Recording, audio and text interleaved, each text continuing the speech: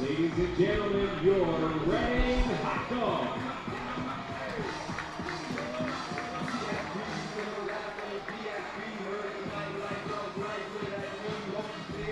Ladies and gentlemen, please rise. Gentlemen, please remove your hats. We invite all active military and all veterans to please salute the flag.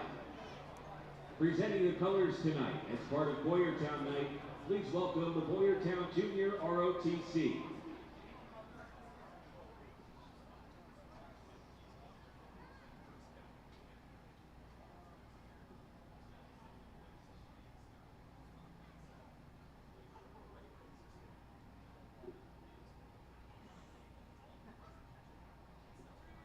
And now, as part of Boyertown Night, tonight's anthem performer was the lead male in the Boyertown High School musical and will graduate in the class of 2022 at Boyertown. Please welcome Justin Kennard, who will perform our national anthem.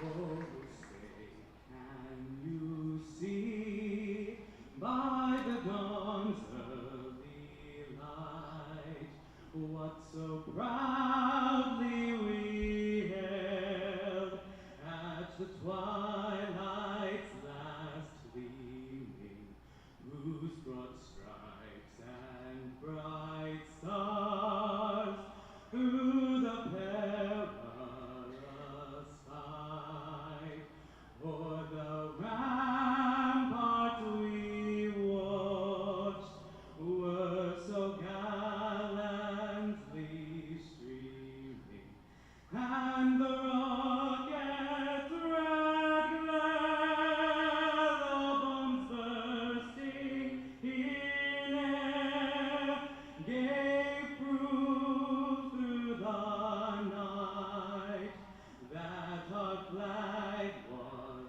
still there. Oh, say does that star-spangled banner yet wave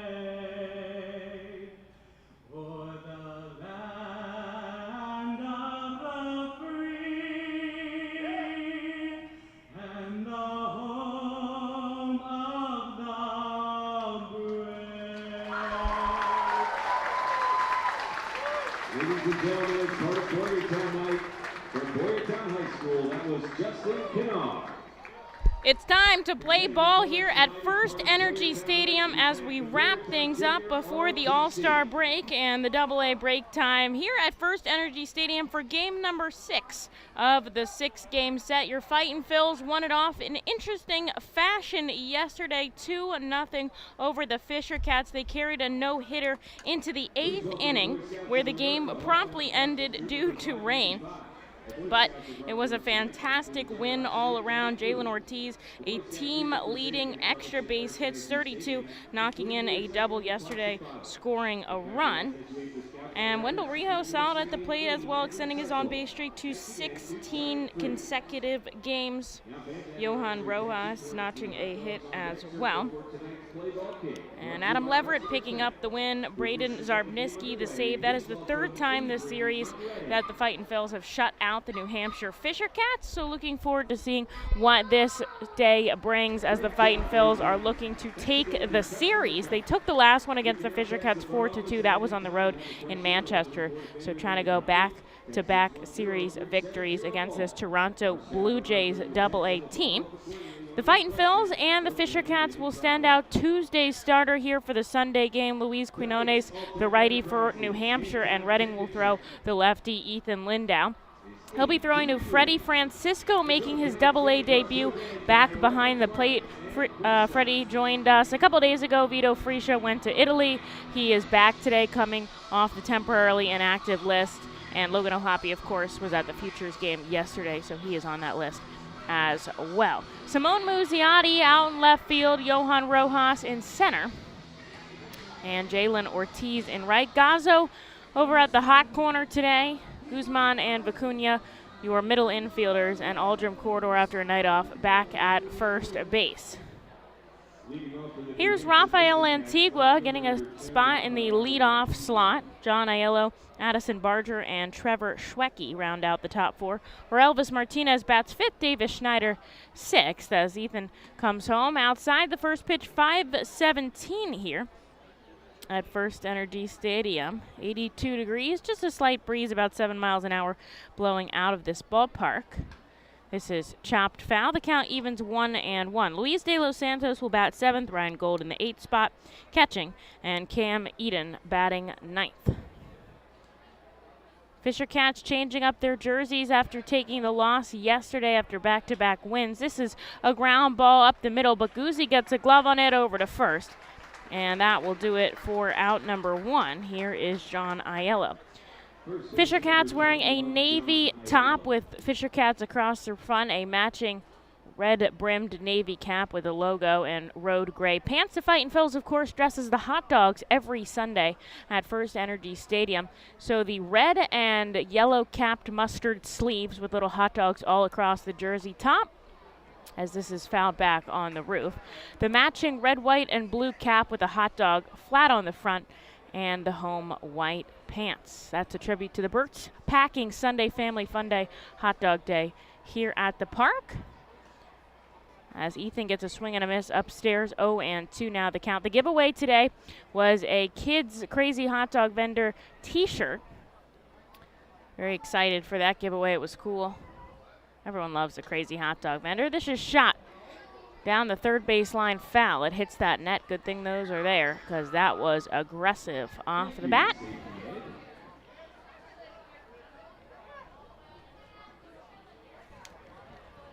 Fightin' Phils went on to win Tuesday's game where we saw this pitching matchup. This is grounded down the first base side. It stays fair. Aiello hustling for two. Ortiz, a good throw. The fire in. It's off the line.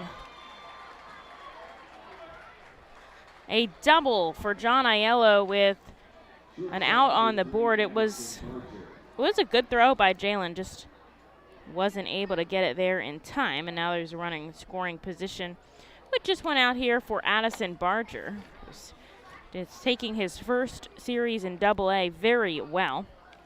Reached in every game so far. So on Tuesday night, Ethan, 6 innings of quality work, 5 hits, no runs. 2 walks, 5 strikeouts, a season-high 93 offerings went on to take the win. Luis Quinones to loss, although he still pitched decent, 5 1/3, 6 hits, 3 runs, 1 walk, and 6 strikeouts on 86 offerings. So we'll talk about who hit well and who didn't when the Fightin' Phils come up. Ethan working here against Addison Barger. He's got a first pitch ball, looks back at the runner on second. Lefty comes home. This is skied upstairs and into the seats, actually on the roof.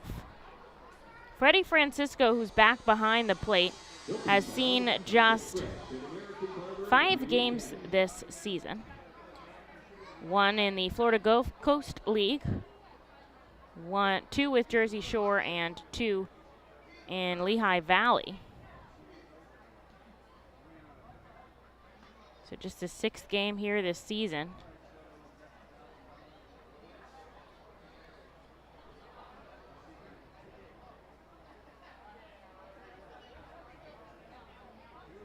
Helping us out in the catcher spot, even though Vito Fresia added back to the list, Jack Conley on the bench as well. This is sent sharply foul into the grandstand. A fan tries to make a good play on it, but he can't. And the count evens 2-2. 21 years old, was signed by Philadelphia back in 2018, so he's been around the organization for quite a bit. Runner on second, 1 out here, no score, top first. And Baseball Town, Ethan takes a deep breath, and he comes home with the 2-2. Foul back, and we'll go again. Fightin' Phils are one of just a few teams to have a Sunday night game here before the All-Star break. Older brother Lehigh Valley has a night game as well. They are playing out in Charlotte. And the Iron Pigs lead 2-0. And they're scoring in the top of the first inning. Josh Ockamy a sac fly. Chris Sharp drove in a run. Nice to see those former Fightins getting it done. Here's a 2-2 up and in. And the count is now full.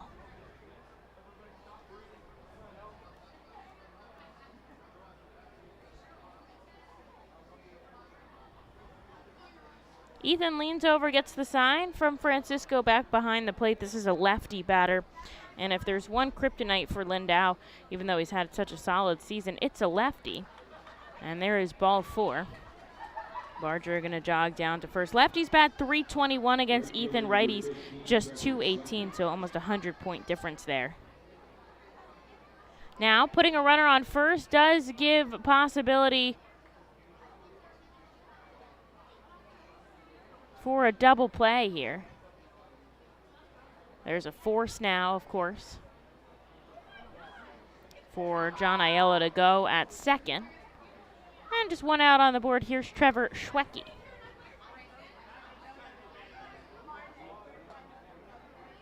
Pitch comes up and away, ball 1.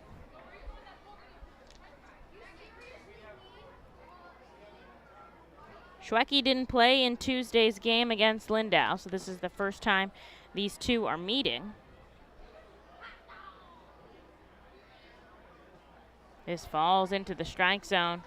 1-1 the count. Infield, outfield, back deep here for the Fightin' Phils. Wind blowing out of the park, nothing. I don't think that will change the trajectory of a baseball. Kind of overcast skies. We shouldn't see rain until 9 p.m.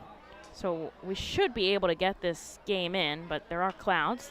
This is skied up. It's going to be playable for Aldrum Corridor. Is it fair or foul as he steps back into the field of play? It's caught just alongside first base in fair territory for out number 2. And that's a big out for Ethan here as he sees Orelvis Martinez, the number 2 prospect for the Fisher Cats, but he has not really popped off at all this series. I mean, really having a tough go. Trying to go back, has even gotten a hit in the series. One hit in this series. Still above the Mendoza line with a .205 batting average. This is a ground ball to the shortstop. He's going to get the force out at second. Guzzi throwing it over to Kevin. And despite a double and a walk, Lindau gets out of the frame with no runs on the board. He gives his team the opportunity to get on the board first, going into the bottom of the half scoreless at FirstEnergy Stadium. The Seidel Auto Group Deck Picnic appeals to both die-hard and casual fans with its summer picnic-like and fun tailgate atmosphere. During your picnic, you may even catch a souvenir, as the area is situated directly in prime home run territory behind the left field wall. Regular season tickets are $30 per person for groups of 20 or more, and children 4 and under are free. Visit Fightins.com/groups or call 610-370-BALL to reserve your group outing today. Golden Oaks is an award-winning high-end golf club that offers golfers a country club experience without country club prices. With 5 sets of tees, golfers of every skill level will enjoy their game. Golden Oaks has Bogey's Pub, a beautiful pro shop, driving range, and learning center that will make any visit complete. Golden Oaks Golf Club is the perfect venue for private events and golf outings. Visit us for our newly opened golf simulators, complete with its own bar area and Bogey's Pub menu items available. You can stay in our beautifully restored 1850s farmhouse and then play our award-winning championship golf course. Each room includes full amenities, cable television, and quaint rustic decor. While on the premises, visit Bogey's Pub for lunch, dinner, or a relaxing beverage. We're ready to serve you here at Golden Oaks and look forward to the 2022 season.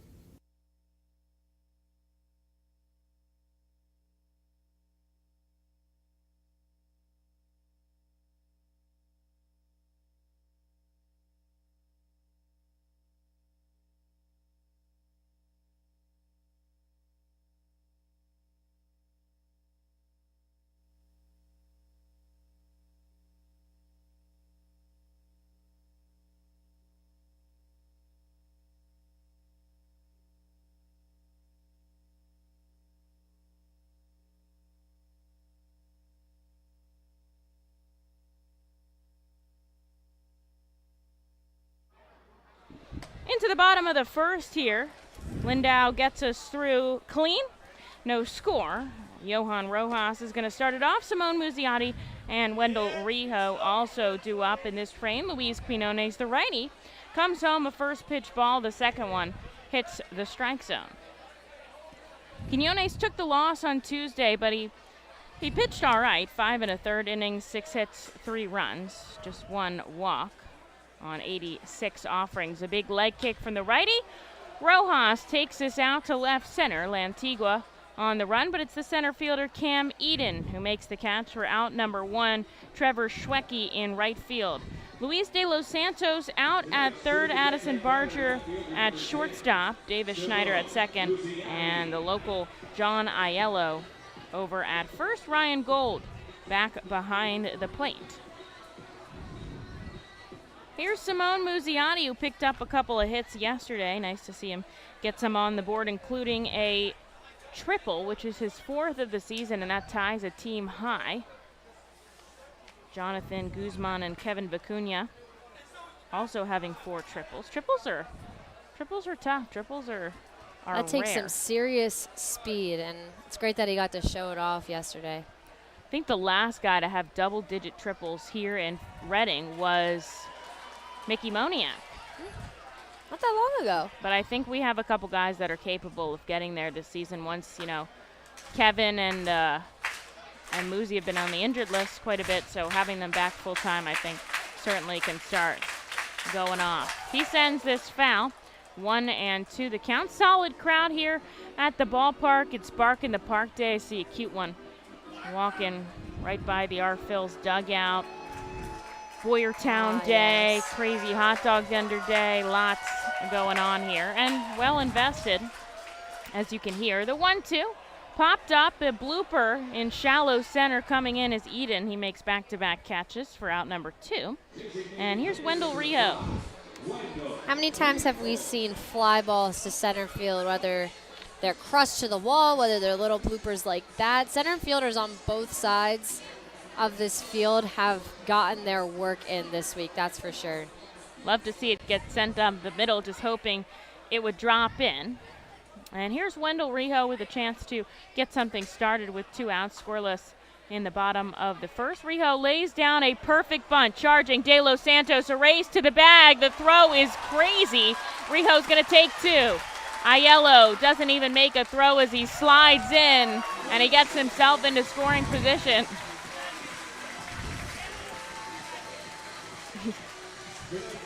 Speaking of speed there, Wendell Rijo could get around the bases really quick, and he had no trouble getting into second on that one. Perfect bunt, too, to get down the line so quickly. I was surprised De Los Santos even made a throw over. That's one of those situations where when you have a guy like Wendell, you might just want to eat the ball there instead of throwing it in a way, and that allows him to get into scoring position here for the hottest hitter on the team, which is Jalen Ortiz, who comes up with 6 consecutive multi-hit games. We talked about that. Nobody's done that since Derek Hall in 2018. Ortiz having himself a series as he takes a called strike at the knees. Been pretty dominant in the last 10 games. Puts the bat on his shoulder here with 2 outs and a runner on second. Our Phil's trying to get on the board first. Swing and a miss. Down goes Jalen. They're just down 0-2. He's hitting .472 in the last 10 games. The team best 17 hits. And as you said, he broke that record, or tied that record, I should say, held by Derek Hall. And that's a guy that's having success at the next level. Jalen holds off, wants to chase a breaking ball down in the dirt, but he doesn't. 2 levels up, I should say. But started the season in Lehigh Valley and was crushing it, so he definitely deserves the opportunity with the big club. Quinones out of the stretch here with a runner on second. Jalen takes a swinging strike. And the Fightin' Phils strand a runner on second here. Scoreless into the top half we go at America's Classic Ballpark.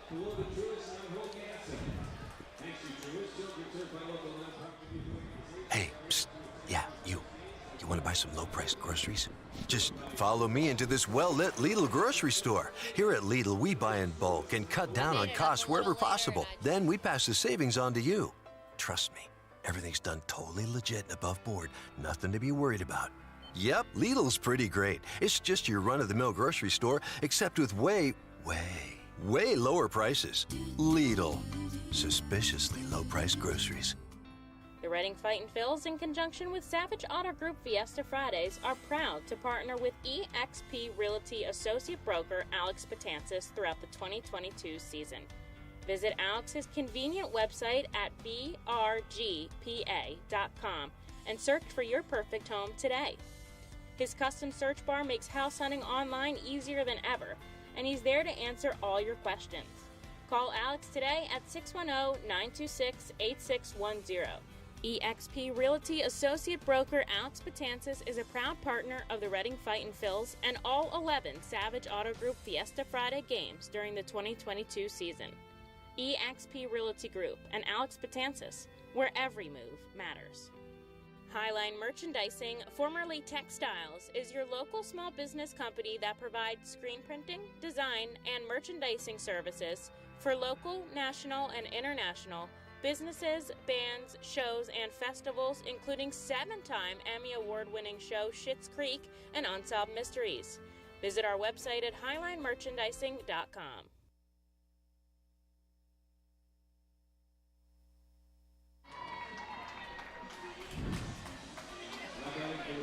Top second we go. Both teams have had a hit, but nobody's had a run yet, so we are scoreless as we enter the second. Ethan Lindau comes out. He'll see Davis Schneider, Luis de los Santos, and Ryan Gold. Ethan needed 18 pitches to get through the first. The lefty comes home, a first pitch strike, and then one outside. 1-1. The Phillies, a big win today over the Miami Marlins, sweeping that series 4-0 today.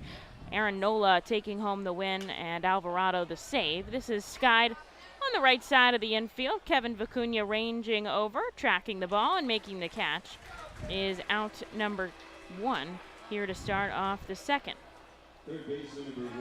Alec Bohm an RBI double, Matt Vierling an RBI double, and Yairo Munoz a home run to score Matty V. I actually saw a commercial with Matt Vierling today. That's when you know you made it. When you get a commercial, that's how you know you made it. That was awesome. So all the young guys carrying the team today. It's nice to go into the All-Star break with a big win like that. First series win. This is shot to left field. All the way back. It's a home run. Powell signaling for 4 bags for Luis de los Santos, and the Fisher Cats get the first run on the board here. Haven't seen many long balls in this series, but de los Santos records his 6th of the season. And the Fisher Cats lead 1-0. Here's Ryan Gold with an out on the board. Aaron Nola, his 25th career strikeout game. That ties him in 4th place for those 10-plus strikeout games with Hall of Famer Jim Budding. Of course, Steve Carlton leading the way with 70 of those. This is a ground ball right into the glove of Aldrim Corridor. He makes the play unassisted at first. And now there's 2 outs for Cam Eden. Lehigh Valley, we said before, also has a night game. They're up 2-0 over Charlotte in the second. Jersey Shore picked up a huge win over Aberdeen, the star of the game. Really, Ben Brown, 7 innings strong, 2 hits, 13 strikeouts. That's crazy. Brown faced 22 batters and he struck out 13. Ground ball left side, Gazzo, cross diamond. That's it. A solo home run for Luis de los Santos puts the Fisher Cats on the board. They lead by 1. Bottom of the second coming up. The R. Phils looking for a little bit of offense here in just one moment. The Reading Fightin' Phils are proud to partner with the Berks County Mental Health and Developmental Disabilities Program. Together, we are striking out the stigma in order to raise community awareness about mental illness and the prevention of suicide. With 3 simple words, are you okay? The hope is to begin a conversation to show Berks County that we care. Suicide affects and hurts everyone, but help is here, and we'll work together to help raise awareness about suicide and identify what we can do as a community to prevent it. People in need of assistance and support should call Crisis Intervention at 610-236-0530. That's 610-236-0530. Berk's Immunization Coalition works to provide leadership and education in promoting age-appropriate immunization across the lifespan for all residents of Berks County. This is a coalition comprised of local physicians, nurse practitioners, school nurses, immunization coordinators, immunization advocates, and pharmaceutical representatives working to encourage continuity of immunization through medical resources. They focus on educating both the community and the providers. For more information, please visit www.immunizeba.org and click Local Coalitions.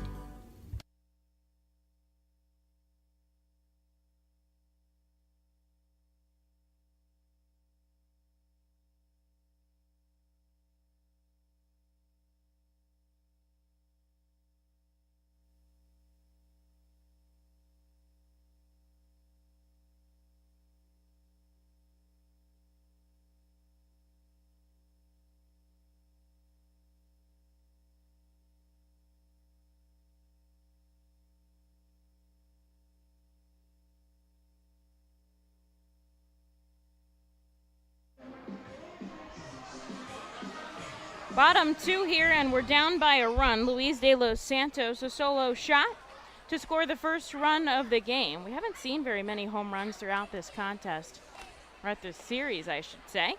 But a chance to change that today with Aldrum corridor Kevin Vicuña and Jonathan Guzman due up here in the bottom of the second. Quiñones needed 12 offerings to get out of the first inning. He did allow a bunt single to Wendell Rijo and their third baseman. De Los Santos himself made an error, so perhaps trying to make up for it in that at-bat. Corridor takes a ball and a strike. Aldrum had the day off yesterday, coming in with some maybe a little bit fresher today.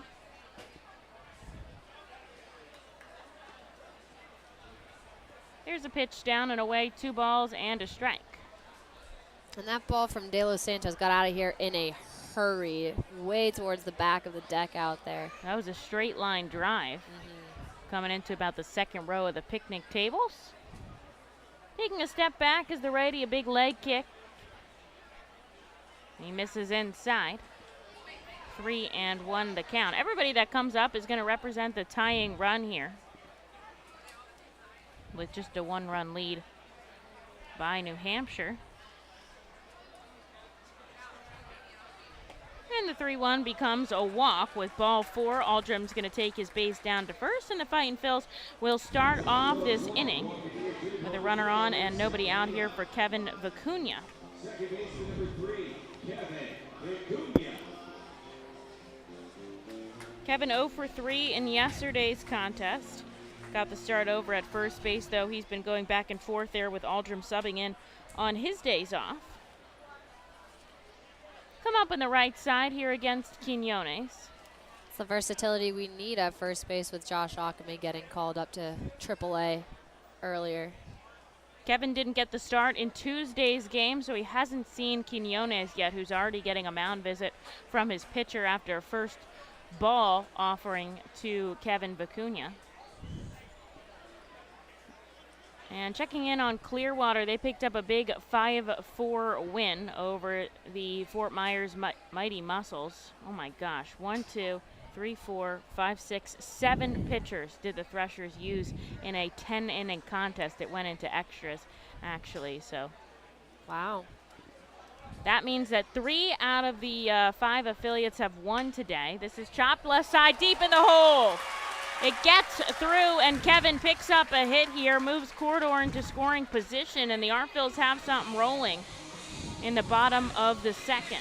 He was definitely due for a hit after going 0 for 3 yesterday. And John's glad able to see him do it. Put it in the perfect spot on the left side. Both the third baseman and the shortstop made attempts, and nobody could even get to it. Too far out of reach.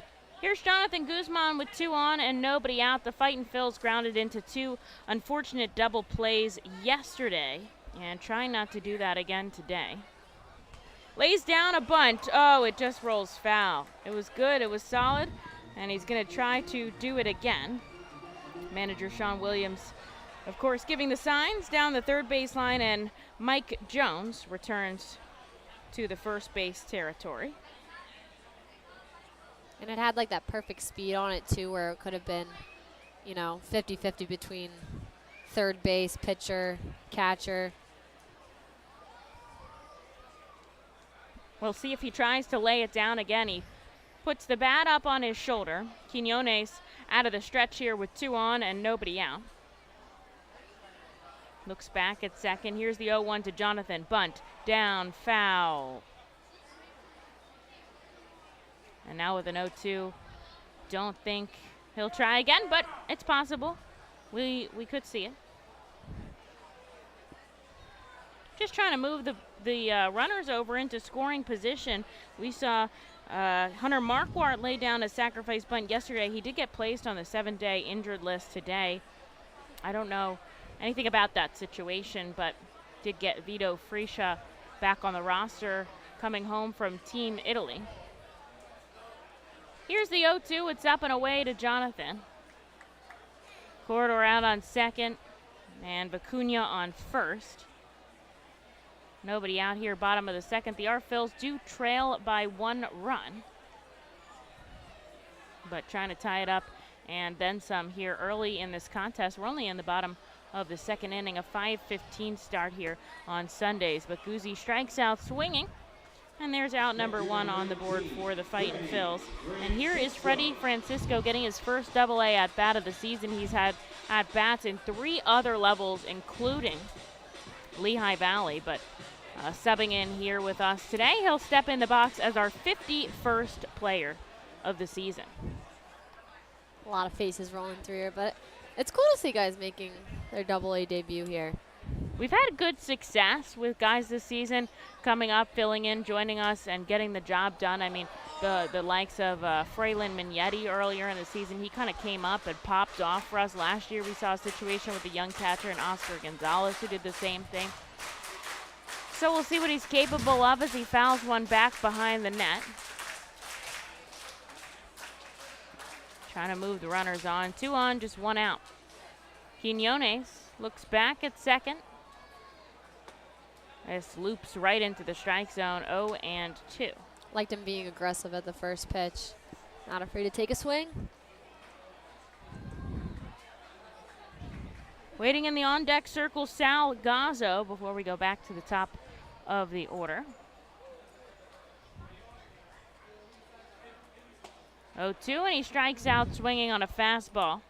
92 miles an hour for Quinones. Gets back-to-back Ks on the board. And after a leadoff walk and a base hit, the Fightin' Phils have 2 on and now 2 out. And here's Sal Gazzo trying to do something about it. Fightin' Phils have struggled with runners in scoring position here the past couple of games after being really successful in the first 2, where they shut out the Fisher Cats twice. Then the past few, yesterday they went 1 for 8 with runners in scoring position. The other day, 0 for 8 when they got shut out. So just trying to get back into that good rhythm. Yeah, Gaza's 136 batting at the plate with runners in scoring position. So we'll see if he can raise that average here. Gazzo switch hitting from the left side here against the righty Quinones.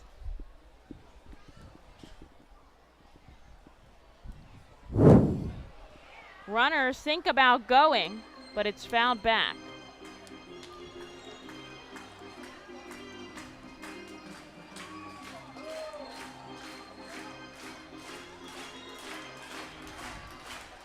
Corridor on second. Vicuña on first. 2 outs on the board. Quinones looks back. Here's the 1-1 to Sal. It's above the letters, 2-1. Fightin' Phils trail by 1 here, trying to get something on the board. We're still early in this game, but kind of takes a little bit of the pressure off, and you can go up there and swing a little bit more freely. Gazzo batting 144 with 9 RBIs on the season. He takes another one above the letters, and it's 3-1. The top of the order waiting for Quinones in a second. Rojas and Muzziotti due up, but 2 outs on the board. They've got to keep the line moving.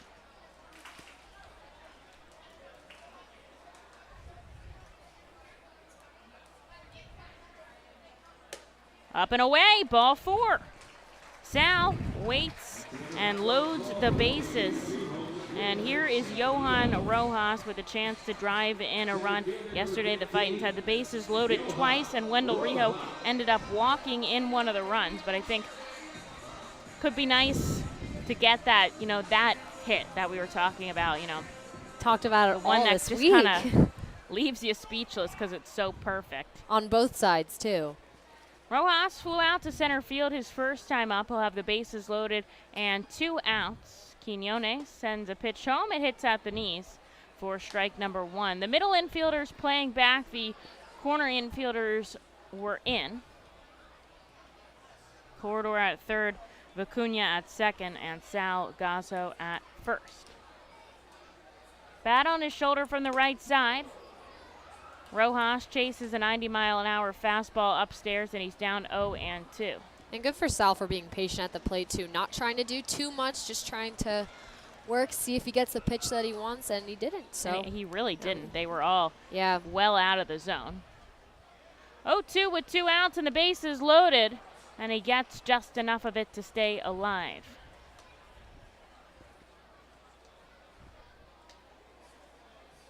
Rojas batting .293 since joining us in Reading. There are only 2 games where he hasn't had a hit.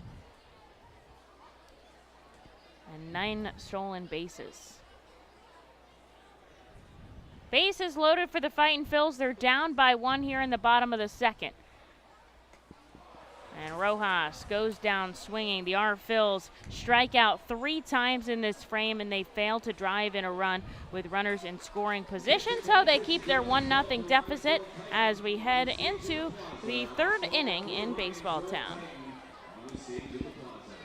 When the Reading Fightin' Phils get hungry, we turn to our team feed partners. Special thanks to Wild Missing Family Restaurant and Bakery, Squawk Cafe, Collegeville Italian Bakery Pizzeria, Jimmy G's Railroad House, Mimo's Italian Restaurant and Pizzeria, Jersey Mike's Subs, Klinger's on Causonia, and Subway for making sure the Fightin' Phils front office is never hungry on game day.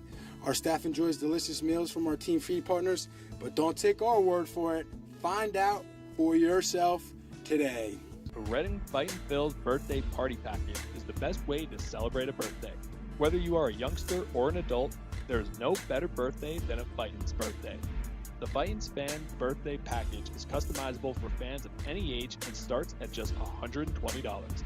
Base packages include 10 general admission tickets to a Fightin's home game, an autographed baseball, and a VIP reserved parking spot. Fans can also add a wide variety of experiences and options to make sure your favorite Fightin's fan's birthday is a grand slam. To enjoy a perfectly crafted 1893 from the makers of Pepsi Cola, you must first appreciate its carefully selected ingredients. A dash of cola nut extract, a hint of real sugar, a splash of sparkling water. Top of the 3rd here in Baseball Town. Fightin' Phils had the bases loaded, but they couldn't get a run on the board, so they trail 1-0 here. Still early in this contest. Ethan Lindau comes out for another inning of work. He'll see the top of the order, Antigua, Aiello, and Barger. And I have a special guest with me on the air, Brian, who is one of our top fans here at the ballpark. Thanks for joining me. Absolutely. Thank you. Pleasure to be here. Comes in with the Fightin's hat and a Phillies shirt. That's what I love to see. As Lindau looks to hit the outside part of the strike zone, but it's ball 1. So would you consider yourself a baseball fan? You don't have to be. I am very much. You are very much. I'm from Reading. You're from Reading, and awesome. I was born the fall before this stadium opened. Oh my gosh! So what? This is inside 3 balls and no strikes. One of my earliest memories is coming here as maybe a 4 or 5-year-old with my father to watch the Reading Indians play Schenectady. So you've seen them as the Indians, the Red Sox, and now the Phillies. Indeed, I have. That's crazy. Yes. This hits the zone outside 3-1. Did you ever see Roger Maris play? I don't remember that I did. I'm going to say you probably did. Yeah, I remember Colavito. Here's the 3-1 smoked into the hole on the left side. Antigua is going to lead them off with a base hit. Okay, Yep. So you saw Call of Duty. You've seen, I mean, incredible players. Oh, come all kinds. through here. Mike Absolutely. Schmidt. I mean, even some of the more recent ones, Ryan Howard, Jimmy Petroselli Rollins. and Denny Doyle came through with the Red Sox. when Wow, I okay, was so coming even out like here. opposing sides. Yeah. You've Well, definitely- when it was the Reading Red Sox back when for we were 2 in the years. Red Sox. Yeah, 60. That's awesome. Yeah, what was that? 64, 65, like that. I got a lot of work to do to catch up probably to the amount of games you've been to.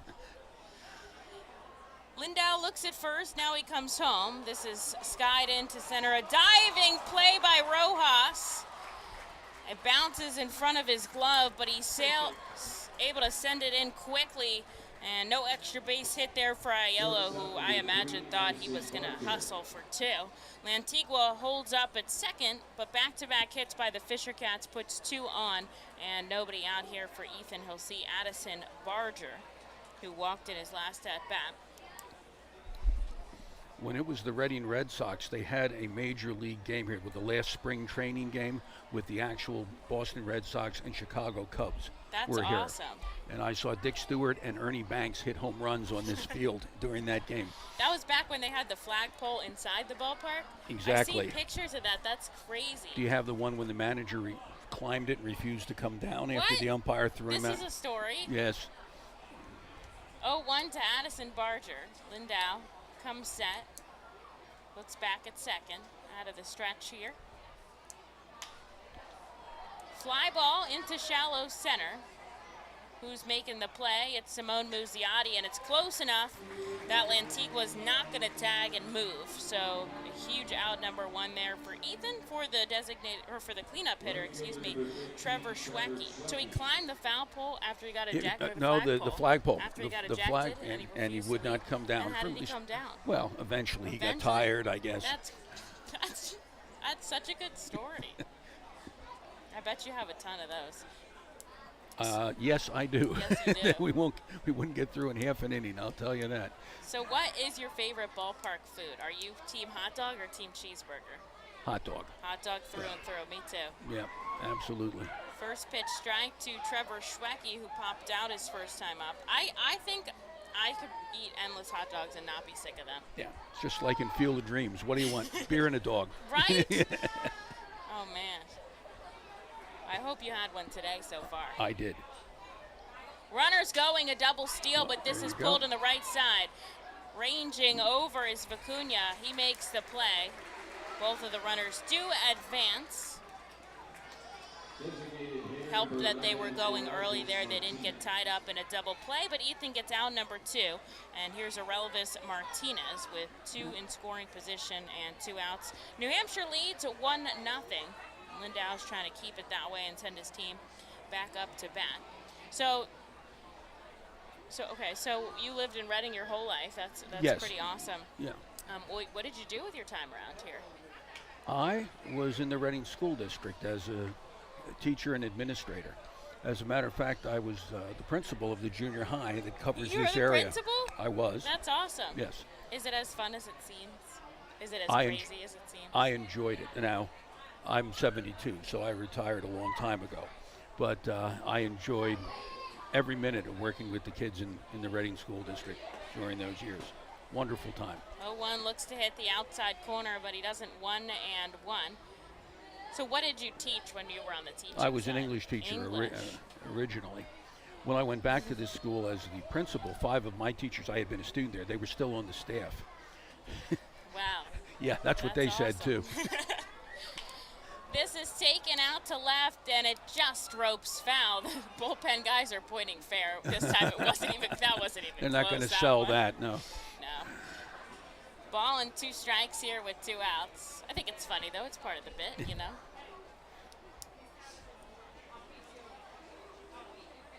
Ethan leaning over, getting the sign from Freddie Francisco. I always liked Ashburn's stories when he talked about if the guy running over to get a foul ball and the glove would come off his hand and go into the opposing bullpen. And when he get it back, there would be bad stuff in the fingers. Too funny. Here's the 1-2 way outside. Francisco makes a good pop. 2 balls, 2 strikes, 2 outs on the board here for Ethan, trying to get out of this frame clean. Big Club's having a lot of fun these past few weeks. Have you been able to get out to CBP at all? What, here? Have you come out to a game here or at Philly at all this summer? We're going next Wednesday to see the Braves, the day game. Swing and a miss. Ethan picks up a big strikeout to get out of the inning. You're going to a day game? Those are my favorite. Yeah, we've got a group going down. And against looking Atlanta? Against Atlanta. We are looking forward to it. Well, thanks for coming on, Brian, as we all right, wrap Emily, things up here. Thank you very much. Heading into the bottom of the 3rd, down by 1.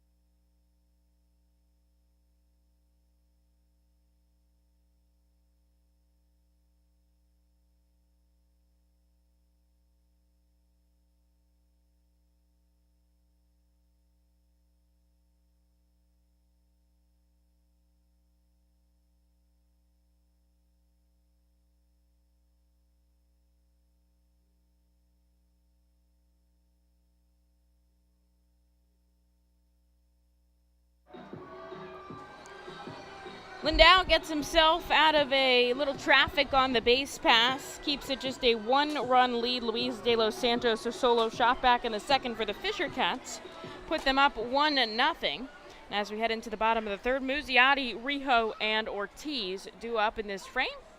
Fightin's trying to get on the board here. Muzzi takes the first pitch inside. De Los Santos at 3rd, playing in on that grass edge in the infield. Everybody else back deep. Not too much of a shift for the lefty batter, Simone. He flew out to center field his first time up. Tries to hit the outside corner, but he doesn't get the call. 2-0.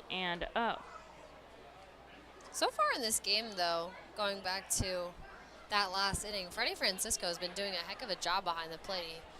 He nearly saved a pass ball there. 2-0, 3-0, up and away. And for the 2nd time in this game, Quinones in danger of walking the first batter he sees. The Fightin' Phils loaded the bases on him in the last frame, but he struck out the side to get out of the inning. Very impressive. The 3-0 hits the outside corner. Muzzi thought it was ball 4, ready to take off that shin guard, but he's going to have to stay put for at least another pitch.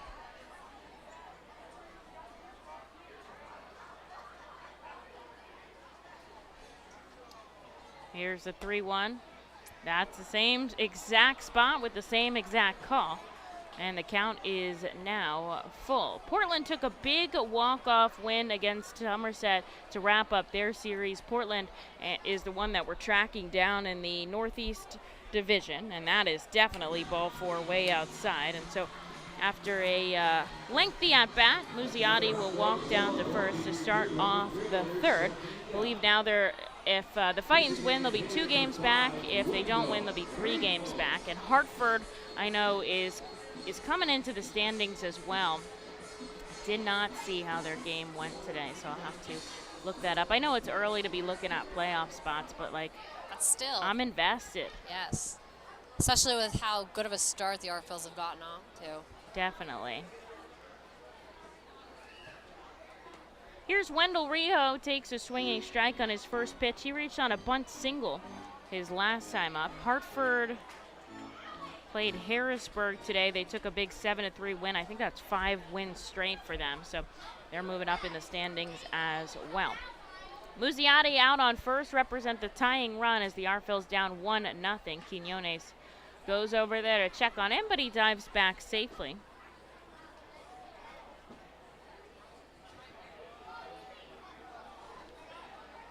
Trying to move him over into scoring position. He represents the tying run out on first. Rijo, the go-ahead run in the righty batter's box.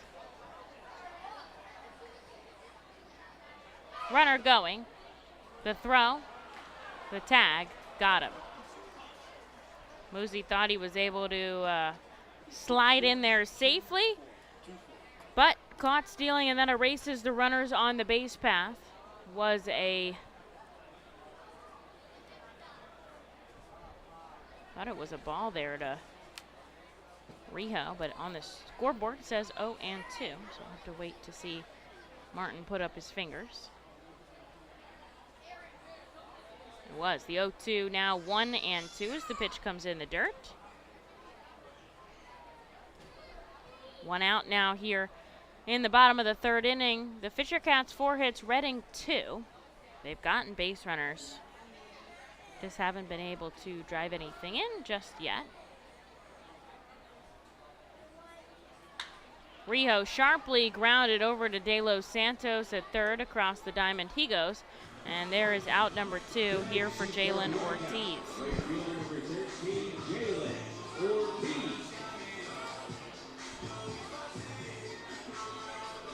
And Ortiz has had such a good series that it's making me think that I should check to see how everybody else in the Eastern League has done this series. I know some of Portland's guys have popped off this week, some of Hartford's guys as well. So I want to go through. We've had a guy pop off this week, I know, too. we really have. He's been dominating, and I want to see how he compares to everybody else in the league. We've already had 2 players win Eastern League Player of the Week in the first half, and Ortiz was one of them.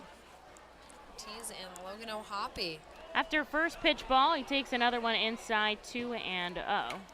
Ortiz won it back for the week of May 9th through the 15th.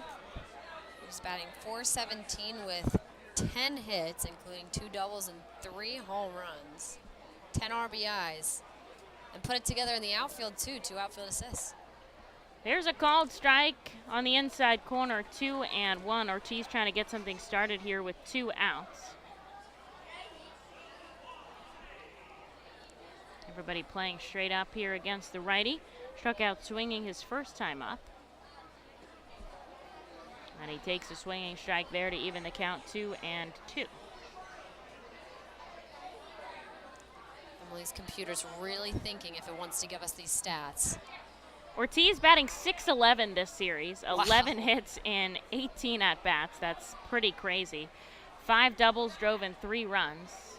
Sends this back foul. He'll keep his count. The only person ahead of him really is Jason Rosario and maybe Kyle Daughtry's. Rosario batting .643. He's only had 9 hits, but he's had 4 RBI.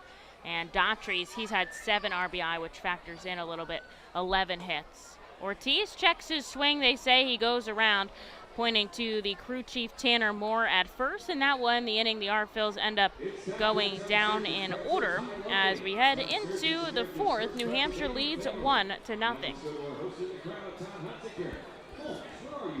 Roof Max of West Reading is a safe, easy, proven, and affordable alternative to a complicated and expensive asphalt roof replacement.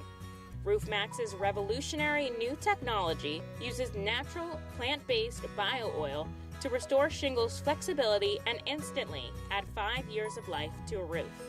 And treatment is around 20% of the cost of a complete roof replacement. From homes to commercial complexes, Roof Max of West Reading can help. Visit GetRoofMax.com or call 610-717-3949 for more information.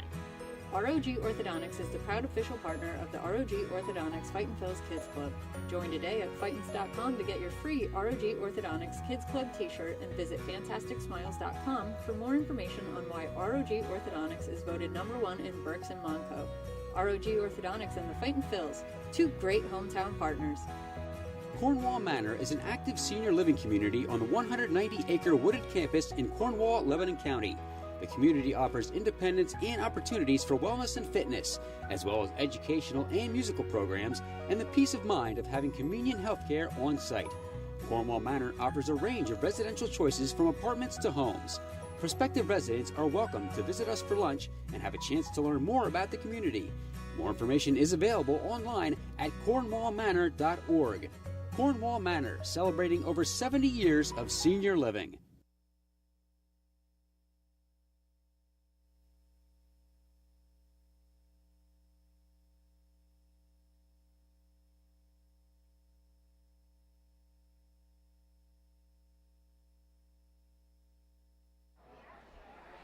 Here's Davis Schneider to lead off the Fisher Cats in the top of the 4th inning. New Hampshire leads this game 1-0 on that solo home run by Luis De Los Santos. Ethan Lindau stays put.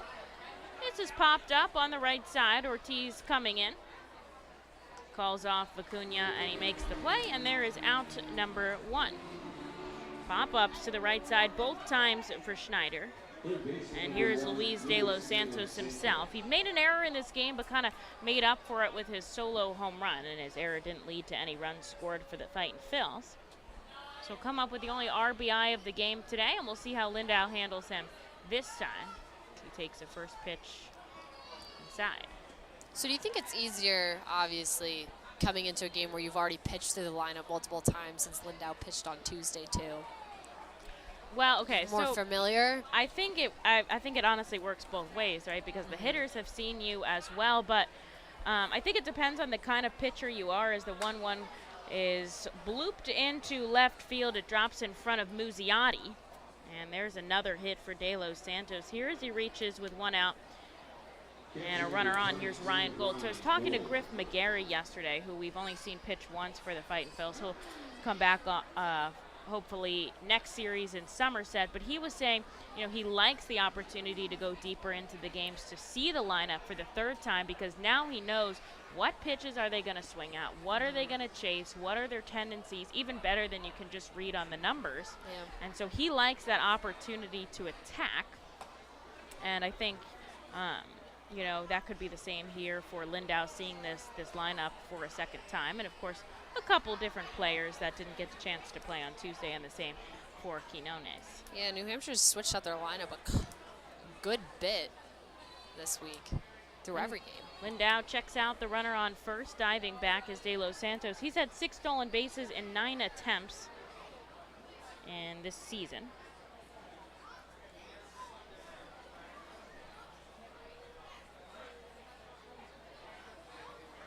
Ethan comes home in the dirt. Good pick by Freddie to keep it in front of him. Checking on the Iron Pigs, the only other organizational game going on. Everybody else had a day game, and they took home victories. Lehigh Valley still up 2-0, and they are in the bottom of the 4th on the road in Charlotte. Kind of a long trip back before the All-Star break. Looks like we got some action in the RFL's bullpen down the right field line. Ethan comes home. This is sent to right field. Racing in is Ortiz, but it drops. And he picks it up and sends it in quickly. Advancing to second is De Los Santos. Back-to-back hits. And Lindau's had to work with runners on in all 4 innings so far this time, up to 47 offerings. He's only allowed that 1 run, though, to De Los Santos. So he's been solid in these kind of stressful situations, but we'll see when they bring Carlo Reyes, who's warming in the bullpen right now, in.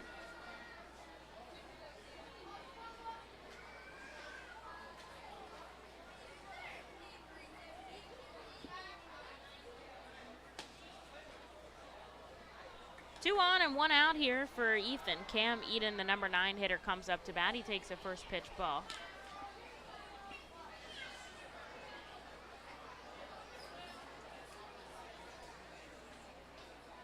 on the first base side of the rubber. He comes home, it's fouled back, and the count moves to 1-1. There's been a lot going on here today in Baseball Town. Before the game, there was a character appearance from Ryan's World. I learned about that. Didn't really know what that was. It's apparently something on YouTube. A toy review. He reviews toys. That's what I've heard. Oh, okay. But if you ask the kids, they know what it's about. This is a called strike on the outside corner, 1-2. The Fisher Cats lead 1 run on 6 hits. The Hot Dogs, no runs on 2 hits. Fightin' Phils are 2-5 wearing these hot dog jerseys this season. Runner going. Here's the throw down, the tag by Gazzo, and they get him. Freddie Francisco in his first AA game catches a runner stealing, and the most advanced runner as well erases De Los Santos off of third. Ryan Gold does take second, but now there's 2 outs here. And Cam Eden still up to bat with a 2-2 count. What a great play by Freddie behind the plate. Perfect throw. Cuts on, checks his swing, and they say he goes around. Ethan Lindau, another clean frame working out of a jam. He gets the job done. On to the bottom of the 4th we go. The R-Phils trail by 1, but looking to do some work up at the plate in just a moment. Cornwall Manor is an active senior living community on the 190-acre wooded campus in Cornwall, Lebanon County. The community offers independence and opportunities for wellness and fitness, as well as educational and musical programs, and the peace of mind of having convenient health care on site. Cornwall Manor offers a range of residential choices from apartments to homes. Prospective residents are welcome to visit us for lunch and have a chance to learn more about the community. More information is available online at cornwallmanor.org. Cornwall Manor, celebrating over 70 years of senior living. The time has come for businesses to grow, to prosper, to innovate, to succeed. Tompkins Vist Bank continues to be a leading lender to companies in southeastern Pennsylvania. We make decisions locally and invest locally so local businesses can thrive. Call a business advisor today and see how we can help your business grow. Tompkins Vist Bank, locally focused, a world of possibilities. Member FDIC, Equal Housing Lender.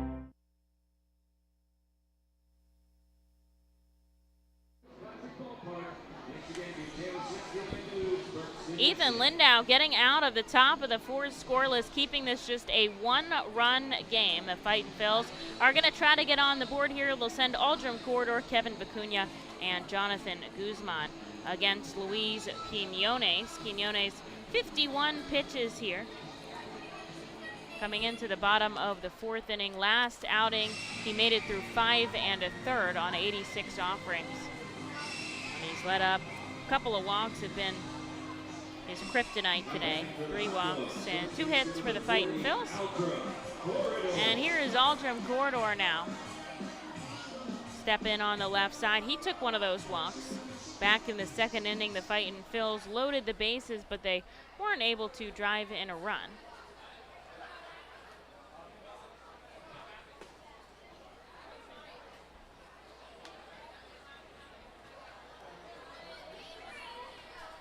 Corridor takes the first pitch strike. A shift on the lefty bat here. Barger almost behind second base. De Los Santos manning the left side of the infield. Pitches outside, 1-1.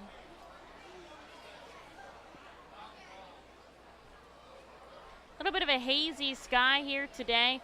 Saw rain during the game yesterday. We were only able to get into the top of the 8th inning. They canceled the rest of that, so it was official through the contest. The Fightin' Phils picked up a 2-0 shutout today. The rain not supposed to start till about 9 p.m., so we should be as good as gone by then if everything goes well. If everything goes well. Let's knock on some wood. Knock it on some wood. Here's the 1-2. It's in the dirt. 2 balls and 2 strikes. I know a couple people have some early morning flights to catch on the team. Looking to take a couple days, Monday through Thursday. The team is off for the All-Star break.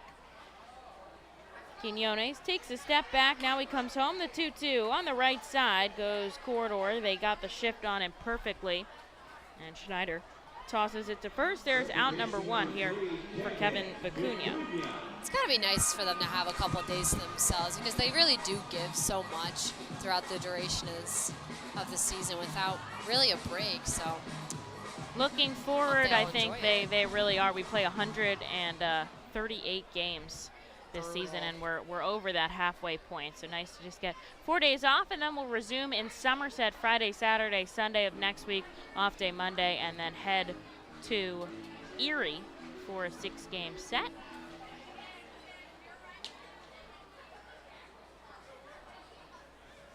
First pitch ball here to Vicuña. He had a base hit his last time up. Takes another offering inside, 2-0. De Los Santos playing in on the grass. Everybody else is back.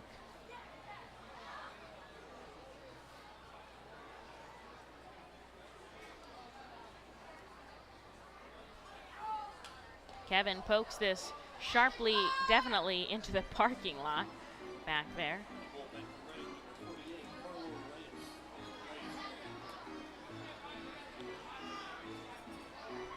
Trying to get something working here in the bottom of the 4th for the Arphils. They're down by 1.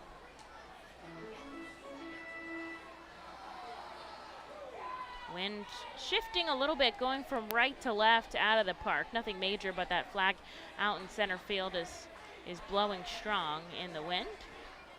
2-1 in the dirt. 2 balls and 2 strikes.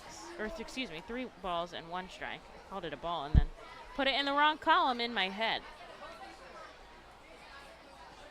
It's all right. 1 out here. I know it has been a long week. Oh. It's been a hot week, too, and humid. Here's the 3-1. Kevin sends this sharply into left field. It drops alongside Antigua, and he's going to chase it to the wall. Vicuña is going to have a 2-bagger here, and he gets himself into scoring position on a double. A multi-hit game for Vicuña. And Antigua just did not play this well. Tried to backhand it, and it bounced away from him, almost like he deflected it a little bit. And Kevin, a stand-up double here, gets himself into scoring position with 1 out. And here's Jonathan Guzman to try to drive him in. I don't even think he was really in a place to make a diving attempt at it, too. He was kind of running a little cross-legged there. Just played it off the wall.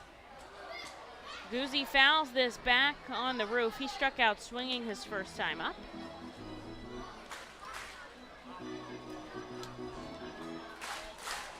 Fightin Phils have taken a lot of bases this week, including Kevin Vicuña. I would not be surprised if he tries to move over at some point in time on the bag out at second. Had 1 in the game on Friday night.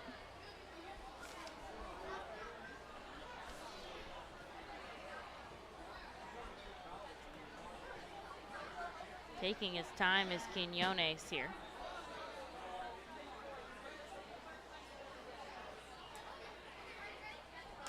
Oh, another foul ball back by Jonathan, and the count moves 0-2. 1 out here, bottom of the 4th. The Arphils trail by 1, but they've got that tying run out on second base here. Still early in this contest, but he's really using the entirety of that pitch clock out there.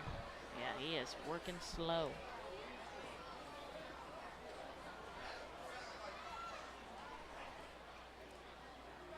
Brings his glove down to his waist with a runner on second. He'll go out of the stretch. The 0-2. Cut on and missed by Guzman, and there is out number 2 with a strikeout. Strikeout number 6 for Quiñones. And here is Freddie Francisco, the youngster that's going to have to try to bring a run.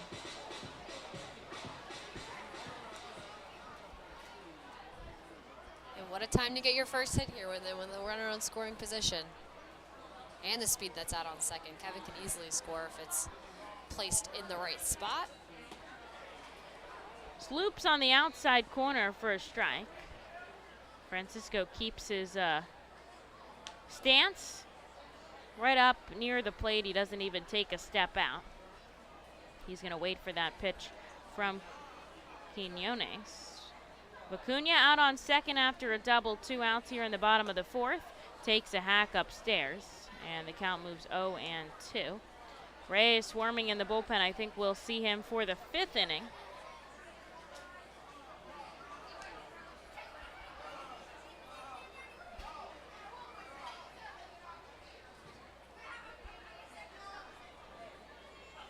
Lights are on here at the ballpark, an overcast sky, the 0-2 way outside.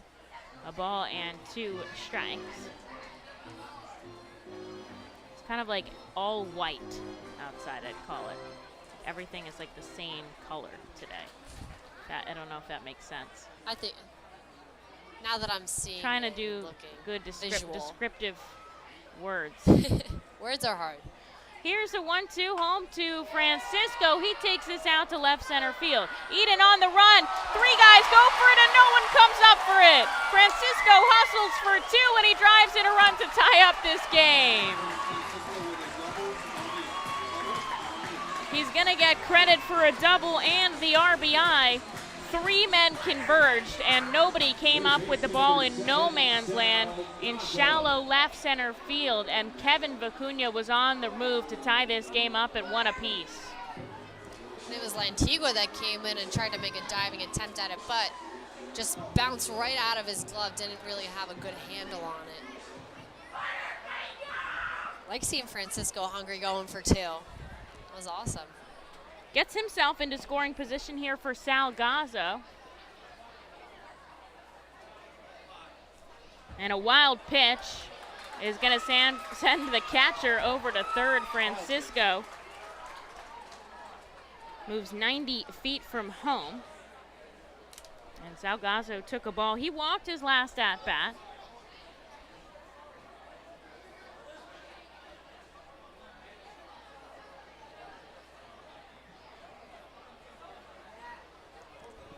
Time to get on the same page out here on the mound. Just the third baseman coming in here, De Los Santos, to talk it over with the catcher and with Quiñones. Kevin Vicuña doubled, and then another double by Freddie Francisco drove him in. So we're all tied up at 1 here in the bottom of the 4th inning. And Salgazzo up to bat. Switch hitter is going to stay on the left side. Gets a piece of his pitch on the inside, a ball and a strike.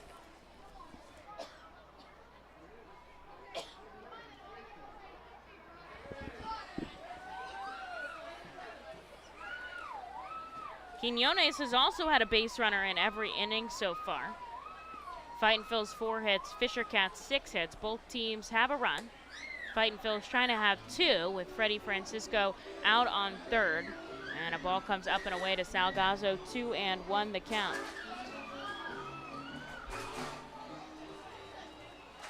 You said both pitchers have had a lot of runners on to deal with in this first couple innings, but they've both worked out of it multiple times. 2-1 misses below the knees, and Quiñones in danger of walking Salgazzo for the 2nd time today.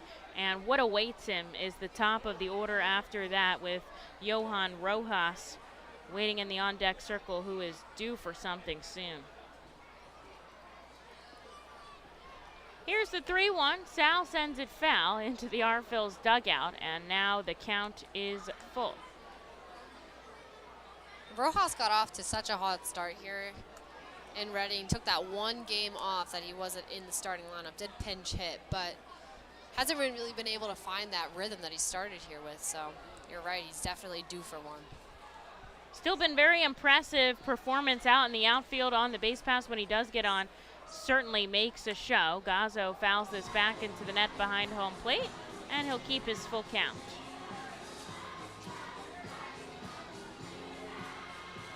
And Sal just coming back from that long road trip in Charlotte, got called up to Lehigh Valley for a little bit.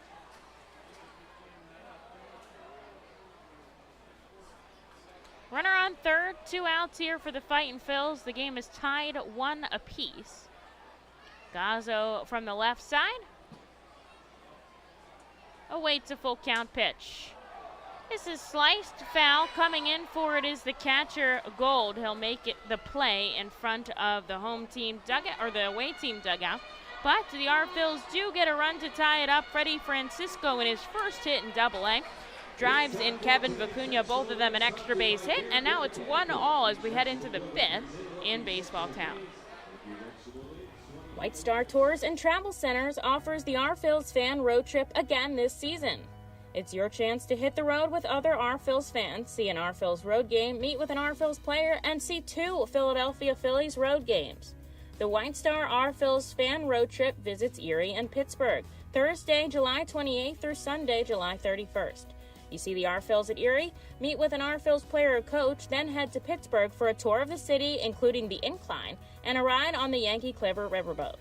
You will attend 2 Phillies games versus the Pirates on Friday and Saturday before traveling home Sunday with a stop at the Flight 93 National Memorial.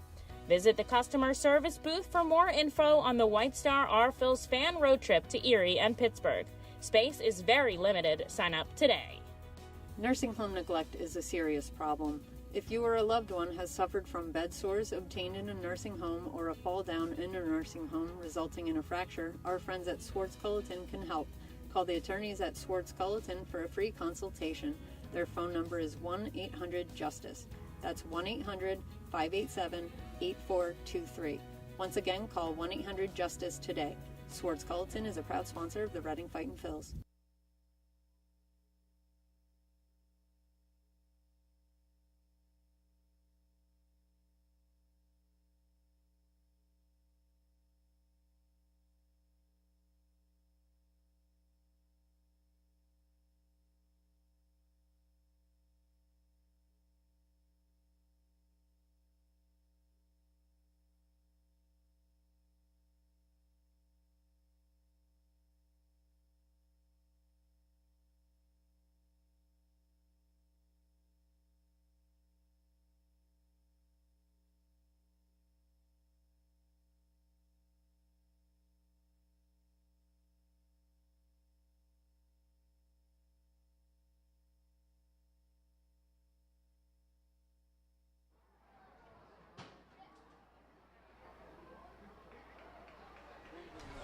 Carlo Reyes comes in. He's going to take on the top of the 5th for us with a different kind of ball game. We are tied up at 1 apiece. Reyes gets 2 strikes to the top of the order. Antigua, this is a slow roller foul, and he'll keep his 0-2 count. And since being called up from high A, he's made 4 appearances through 5 innings, given up 7 hits. And it was really just one outing that tied him up a little bit. He was very solid, just had kind of a blip in the radar in an appearance in Richmond. But other than that, he's been impressive. That was his first road trip with the team? That was his first road trip with the team. I think he had one with us last season. He joined us on the road in Binghamton. Rafael Antigua with a 1-2 count. Francisco looks for this to hit on the outside corner, but he doesn't get the call, and it evens 2 apiece. But he's been solid here at home. 2-2 inside, and now the count is full. Ethan Lindau finishes with 4 innings of work, gave up 6 hits, 1 run.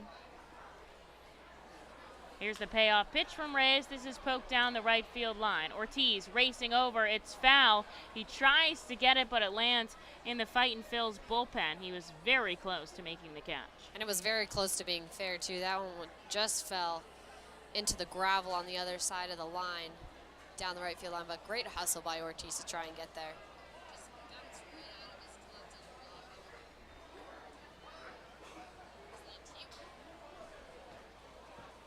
Got to get some more baseballs here. Lots of foul balls back. And he'll go again with the payoff pitch. Chopped foul. I guess we'll go again with the payoff pitch. Goes another one.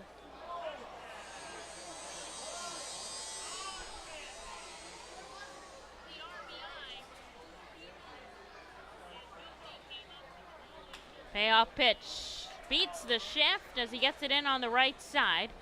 And after all of that, 9 pitches. Winning the at-bat is Antigua. Gets himself on to start the frame. Here's John Aiello, who's had a 2-hit day.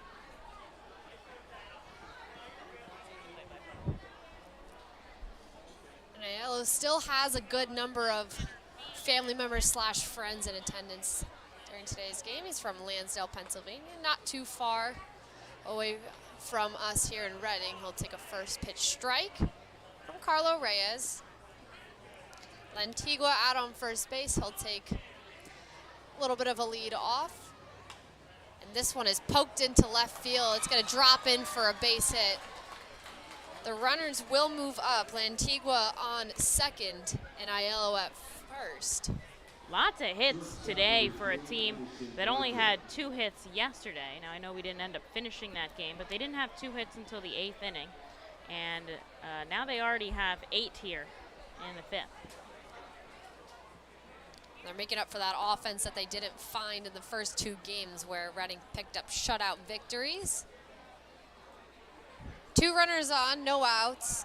As Carlo Reyes still working to try and get a first out on the board, and he'll face Addison Barger. The first pitch comes down in the dirt. We've 1-0 to Barger. He walked his first time up, flew out to right field. And his second time up, 0 for 1 today. Reyes takes a peek back at second base, now comes home. Falls in for a strike, count even at 1-1. Still looking for the first out of this 5th inning. Antigua on second and Aiello on first. Reyes comes set. Looks back at second and comes home. This one is skied high in the air. Guzman going back. Muzziotti coming in. It's going to be Guzman that settles under it, makes the catch. And an elevator shaft shot into shallow left center. There's out number 1. It's just 2 in for the runners to move over. And that's a huge out there for Reyes. Definitely, and everybody coming in for that one too. Rojas coming in from center field, Muzziotti coming in from left field. But ultimately it is Guzman who picks up the out. Now Trevor Schwecki comes to the plate. He'll take a first pitch low. Be 1-0 the count to him. He is 0 for 2 today with a pop-up and a ground out. Trying to get some more runs and take the lead here for the Fisher Cats. As Reyes comes home, bit inside. 2 balls and no strikes to Schwecki. Rafael Antigua on second base. He singled to get on, and as did John Aiello, who's at first base. They'll both take leads off. Kevin Vicuña checking in at the second base bag, trying to hold Antigua on. The pitch comes in, and it'll be 2-1 the count to Schwecki. Kevin still playing in a considerable amount. Guzman back away from the second base bag at shortstop. Kevin taking a step in as Carlo Reyes takes a quick look back before coming home. Low once again. The count is 3-1 here with 1 out. In the top of the 5th inning, the R-Phils and the Fisher Cats tied at 1 run apiece.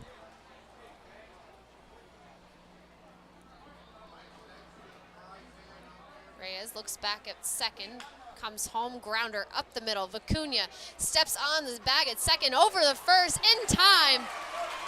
A double play, and the R-Phils get out of a jam once again. Despite giving up 2 singles to lead off this inning, Carlo Reyes escapes cleanly in his first half inning of work. And the R-Phils will look to take the lead here in this contest. We're all tied up at 1 run apiece.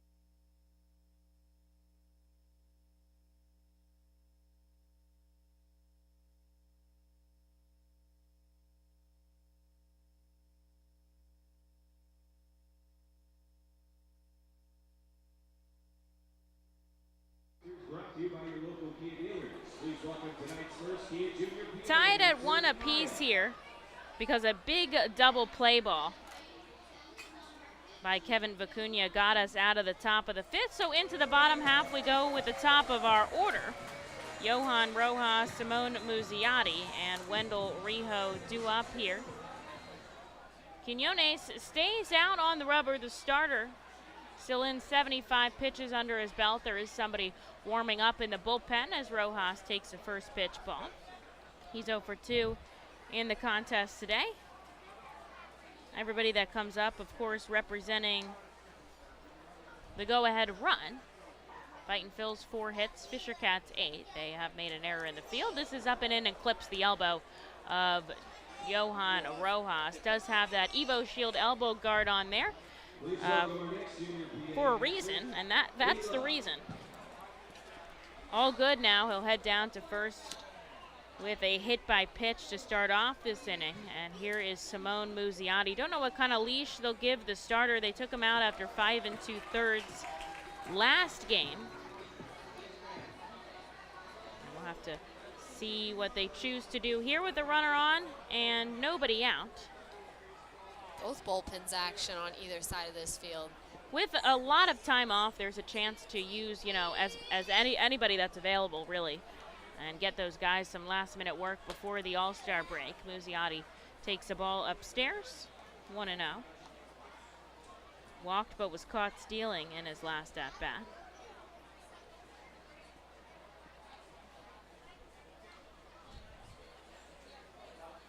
Rojas, of course, a chance to steal every time he comes up. Quiñones, of course, keeping an eye on him. Sends it over to first. Something that Rojas, though, is working on. Obviously more than capable of taking bases, has that elite speed, but working on, you know, what count to take on, you know, if there's a hit and run situation going on, what the pitcher's ticks are, especially with the having his back to him. Here's the throw down to second, and Rojas slides in safely. Number 10 here in Double-A for the Phillies' number 4 prospect. And he gets himself into scoring position there. Utilized Quiñones' really long stretch before coming home. So he's working on those more game situational things. Exactly, situational stealing there, and especially with Mike Jones over at first, he was a really good base stealer in his playing time. Ball outside to Muzziotti. Thinking about throwing it down is Gold, but he doesn't. And that's how I guess he has to take the next level as a base runner too, and as a player with a high IQ. From the left side is Muzziotti. Nobody out and a runner on second for the Fightin Phils, trying to do some damage in a tied ball game, bottom of the 5th. Muzzy looks to lay down the bunt, but it keeps in the air. And the count moves to 2-2. Now they're just trying to get the runner to third here. Don't think he'll go for the bunt again, but we'll have to wait and see.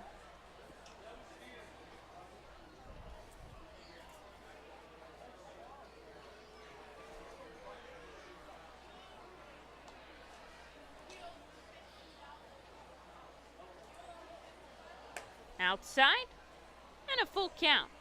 Not sure the leash they're going to have on Quiñones. 86 pitches his last time up. That was offering number 81.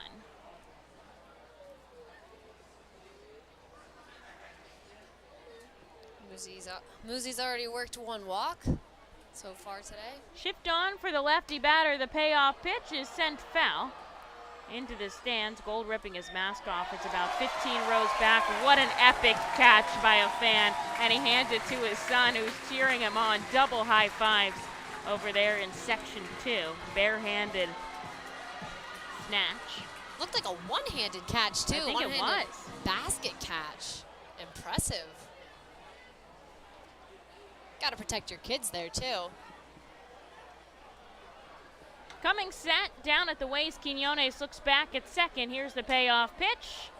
This is skied into the shortstop position. Being called off is De Los Santos. Barger makes the catch, and there is out number 1 here. Rojas stays put at second, and here is Wendell Rijo with a chance to drive him in.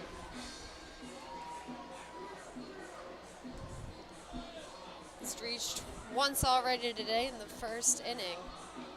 Did get to second on an errant throw, so we'll see if he can put the ball in play here again. Middle infielders playing back, those corner infielders playing in. He did have that bunt, that was a bunt single, so I think they're thinking perhaps, you know, he'll try it again here, just trying to get Rojas closer to home. And of course, Rijo always has the opportunity to run out the bunt. This goes to the right side. The second baseman sends it to first, and that does move the runner over on a ground ball to the right side. So Rojas 90 feet from home here for Jalen Ortiz. He's had 2 strikeouts today. Looking to turn it around. Quinones has had success against Ortiz so far in this game. Struck him out both times he was up to bat. Looks like he's going to stay in to face him a third time.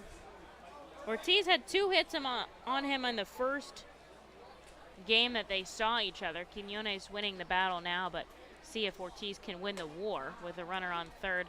And 2 outs here, tied score 1-1 in the bottom of the 5th inning.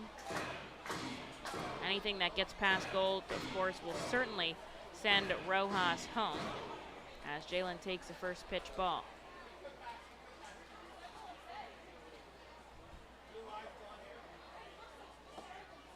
That one hits at the knees, 1-1 the count. Crowd invested in Ortiz. If he drives in a run, everybody goes home with a coupon for a free specialty drink from Sheetz. That's always a fun promotion here. Ortiz, the cleanup hitter, trying to drive in Rojas. He takes a swinging strike, down 1-2. Waiting in the on-deck circle is Aldrim Corridor. Oh, also a fan reminded me today that it is National Ice Cream Day. I just saw somebody with an ice cream cone. Oh man, talking about desserts yesterday. Great. It's a humid, it's a muggy day. It's a perfect day for ice cream. Ortiz settles in the righty batter's box, an open stance. Rojas out on third. This game is 1-1 in the bottom of the 5th. Here's a 1-2. It's in the dirt, and the count evens to Jalen Ortiz. One of a few teams to have a night game on Sunday. We always have night games here at FirstEnergy Stadium. Just works better for our fan base. And the Lehigh Valley Iron Pigs having one as well out in Charlotte. They lead 2-0 in the bottom of the 6th inning. The Fightin' Phils trying to take the lead here in the bottom of the 5th with a runner on third and 2 outs. Here's the 2-2 to Ortiz. Deep in the hole at third, De Los Santos can't get a glove on it. And Rojas comes home. The R Phils lead 2-1. It's going to go in as an error on the third baseman. It bounced over his glove and into the outfield. It was hit right to him. He just misplayed it, but that's what happens when you just put the ball in play. You never know what's going to happen, and now the R Phils have the lead. And that's going to be it for Luis Quinones. With a runner on first and 2 away, they're going to pull him in favor of the reliever, so we'll give that guy some time to warm up. But the R Phils take a 1-run lead, stuck in the bottom of the 5th here at FirstEnergy Stadium. The Enersys Power Alley Pub features a 2.5-hour all-you-can-eat buffet, private bar with bartender, 2 rows of seats, bar stool seating, and 4 cafe tables. The pub provides your party a private area to enjoy the ball game away from other fans. The Enersys Power Alley Pub may accommodate groups of 40 to 60 people. Enjoy socializing with your group and watch the game with a unique vantage point. Highline Merchandising, formerly Textiles, is your local small business company that provides screen printing, design, and merchandising services for local, national, and international businesses, bands, shows, and festivals, including 7-time Emmy Award-winning show Schitt's Creek and Unsolved Mysteries. Visit our website at highlinemerchandising.com. Celebrate the history of our national pastime at the National Baseball Hall of Fame and Museum in Cooperstown. See priceless treasures that will bring your baseball memories to life. Connect with events that have shaped and changed the game and our country. Our stories to tell, your memories to share. Plan your family visit today at baseballhall.org. See you in Cooperstown, where the journey becomes legend.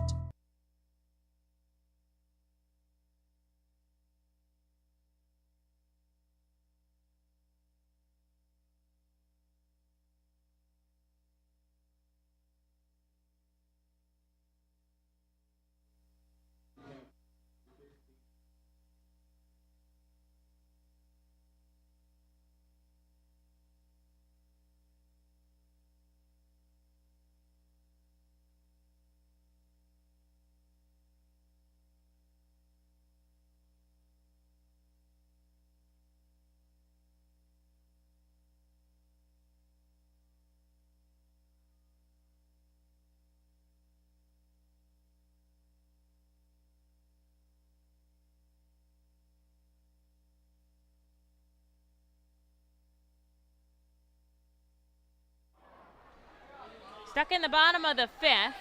A run already came across the board to make it 2-1. That was Johan Rojas. And here's Aldrim Corridor with a runner on and 2 outs to face Braden Scott. Ortiz going, not even a throw down from Gold.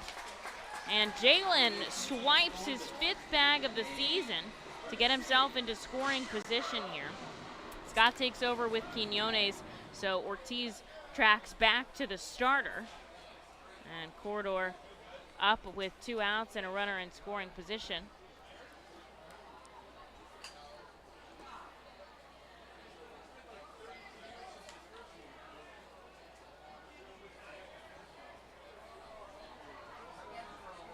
The ball's in 2 strikes on Aldrim. The lefty has a big shift on him. Grounded into it his last time up, otherwise walked today, but it'll go up the middle. Ortiz hustling around, he's being waved home. An RBI single by Aldrim Corridor makes this 3-1 Reading. Fightin' Phils have figured out how to connect here in this frame, and now the stolen bag ever so important there for Jalen as he got himself into scoring position, and Corridor just beats the shift, going right up the middle.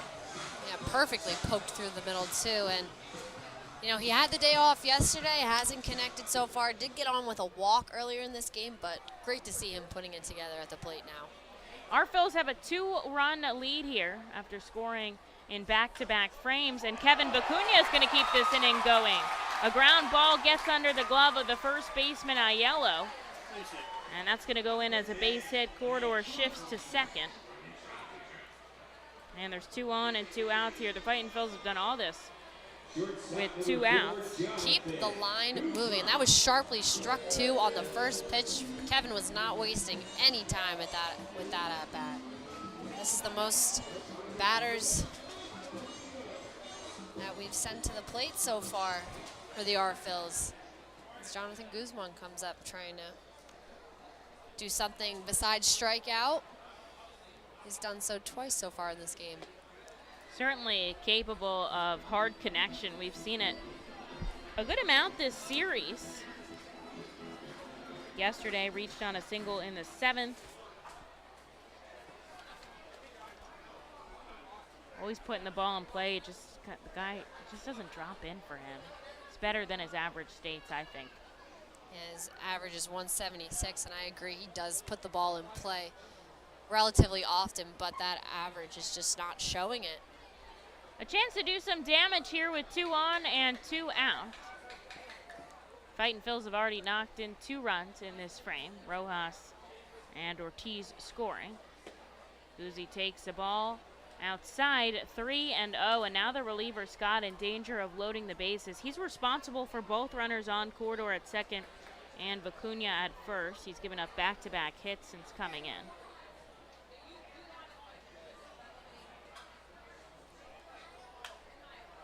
Skies this up. Aiello thinks he has it. Makes the catch in fair territory after tracking it foul. Guzzi a little frustrated with himself as he ends the inning. But the Fightin' Phils drive in 2 runs. They lead 3-1. On to the 6th we go here in Baseball Town.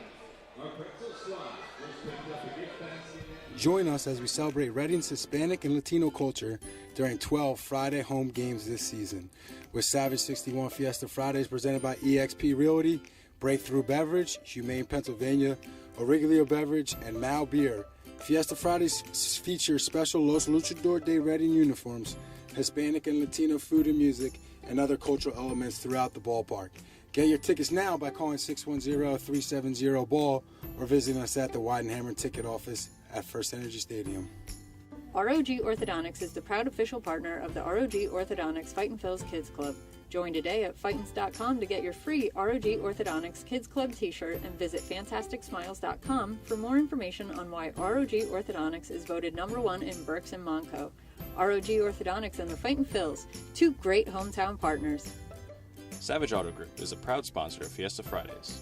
Enjoy an Our Phils game, great food, music, and entertainment.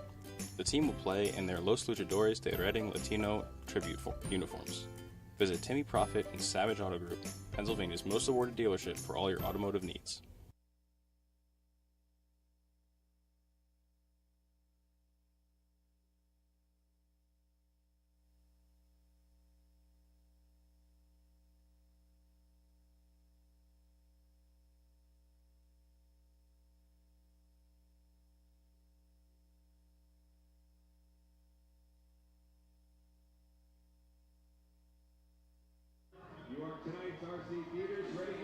Fightin' Phils put up 2 runs in the bottom of the 5th inning. Rojas and Ortiz crossing the plate. And now they lead 3-1 here as the Fightin' Phils turn to Billy Sullivan out of the Alvernia University Golden Wolves bullpen. Just an inning of work for Carlos Reyes, and after 2 hits, he got a big double play to get out of the frame clean.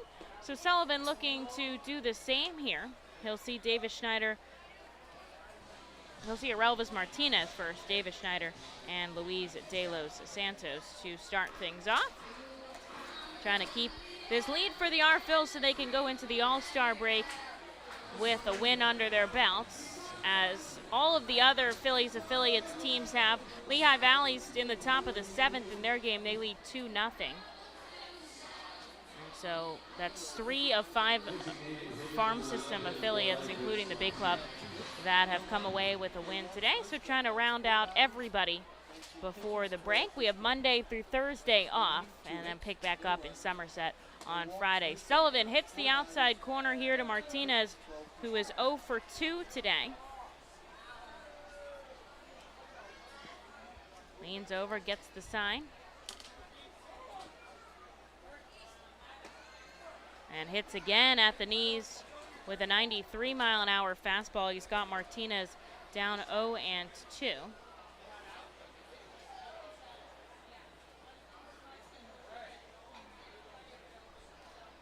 Righty kicks and fires. Martinez turns on it, but it's foul.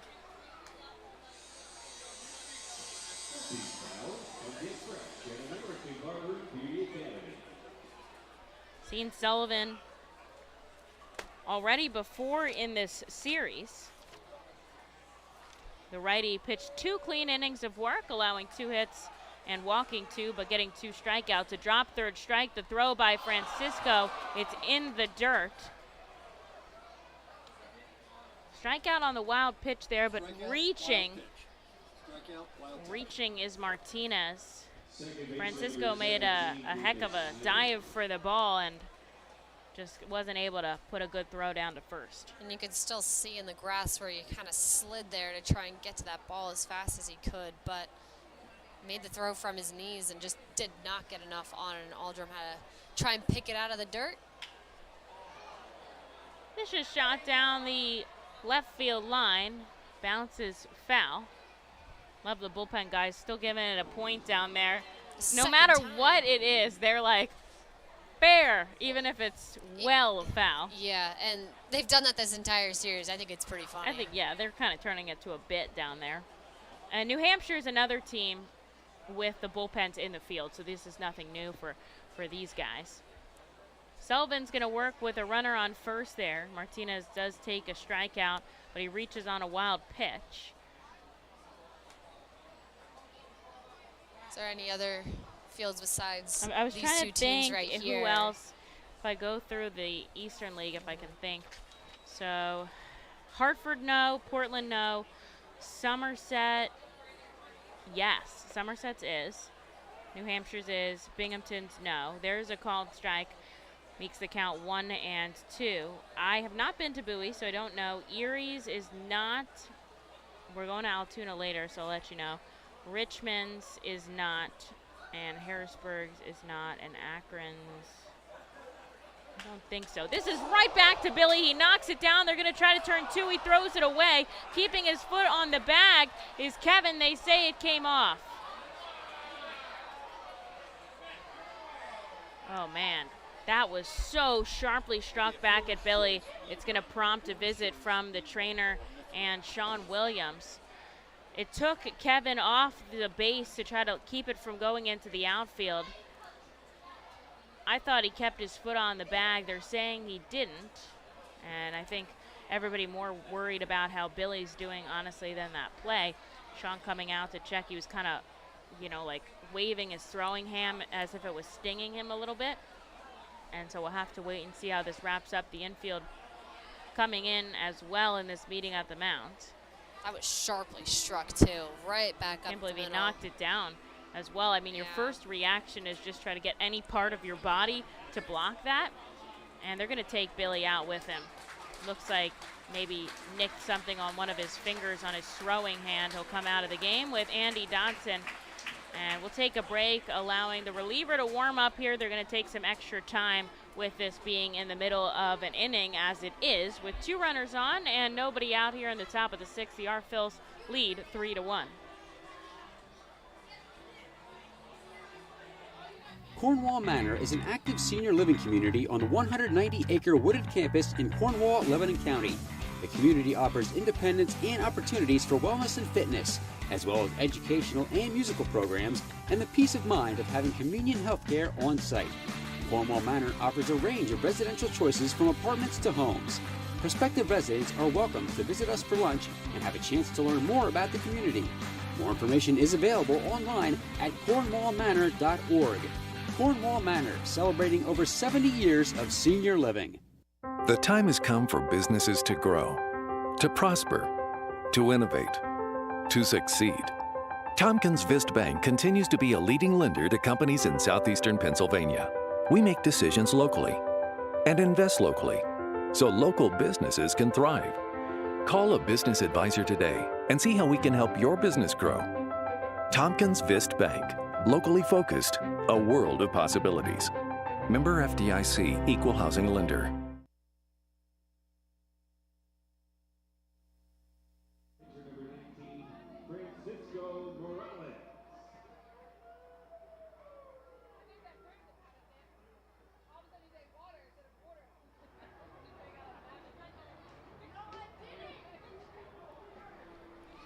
Fightins will call upon Francisco Morales here, as Billy Sullivan was taken out of the game with an injury. Took a ball off of his throwing hand, I think, trying to make a play, and they weren't able to get any outs. So reaching on a fielder's choice was Davis Schneider. Moving to second was Aurelvis Martinez. And here is Luis de los Santos on to face Francisco Morales, who's called out of the Alvernia University Golden Wolves bullpen. He's been nothing but impressive here in Baseball Town.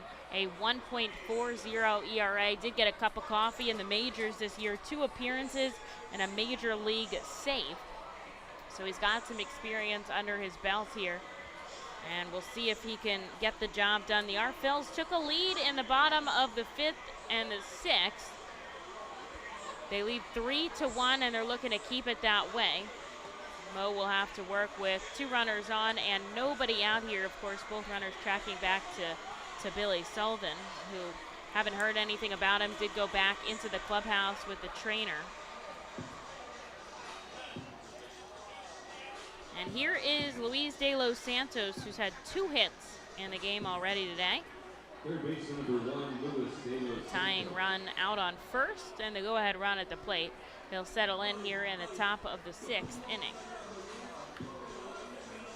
You never want to see somebody go out like that either, and that just didn't even sound good when it came back and hit Billy in the hand.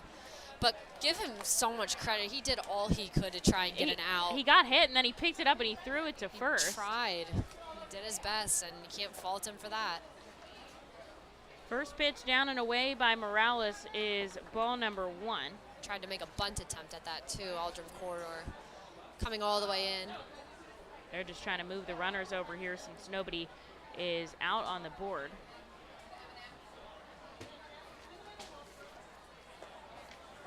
Seen Mo twice this series, clean both times, an inning each time, and 3 total strikeouts on the series.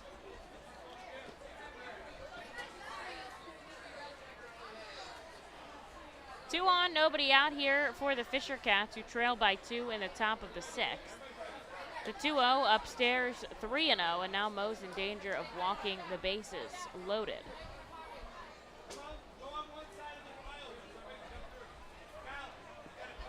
Eight hits in the game for the Fisher Cats, 6 hits for the Fightin' Phils. Neither of these guys got on with a hit. Wild pitch after a strikeout. Put Martinez on, and a fielder's choice put on Schneider, and now Mo picks up a strike. The count moves 3-1. Fastball sitting at about 94, 95 today. We'll see if he goes with that or his chasing slider. 3-1 upstairs, couldn't find the zone. That's ball 4, and De Los Santos is going to walk down to first. That loads the bases for the Fisher Cats. Number 22, Ryan Gold. And here's Ryan Gold.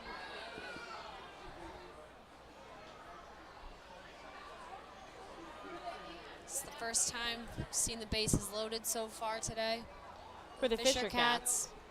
Reading had them loaded. They couldn't get anything across, hoping for the same here against New Hampshire on the flip side. Gold is 1 for 2 today. Wiggles that bat on his shoulder in the left side. Takes a first pitch ball. Gazzo playing in at third. Everyone else kind of playing straight up. There's a chance to turn 2 here with the bases loaded, a force at every spot, and I think that's really what the Fightins would be hoping for here if Mo can't pick up a strikeout to start it off. Uses that back foot slider to the lefty batter, so it cuts inside against lefties, and it moves 1-1. Wind died down here a little bit. It's pretty humid. The air is thick. Supposed to rain later today. Hopefully won't clip our game. This bounces over the plate. Francisco bodies it to keep it in front of him, and it moves 2-1. Good crowd came out for this Sunday contest. Those right and left field general admission sections are completely full. That birthday party out in the pool looks like a ton of fun, and the other group areas are also pretty crowded. Everyone wanted to get out before the All-Star break. 2-1 up and away by Mo, and he's in danger of walking in a run here. His fastball just can't find the strike zone right now.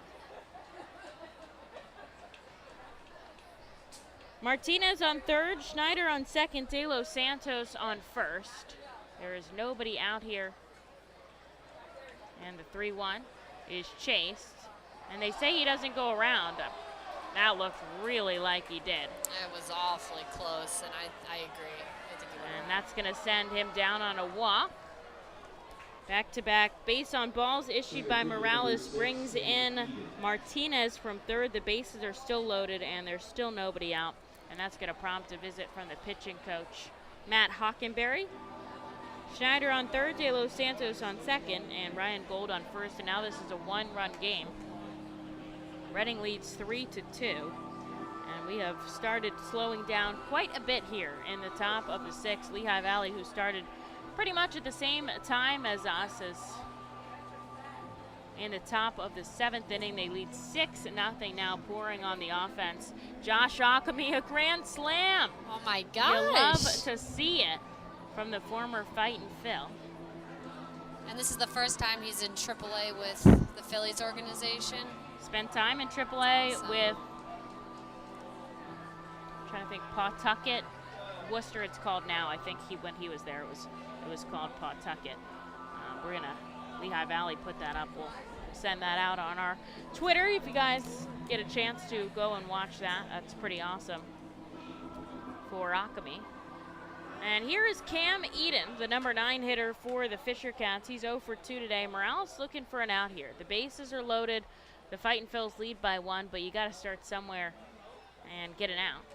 And Eden smacks this foul. There's strike number 1.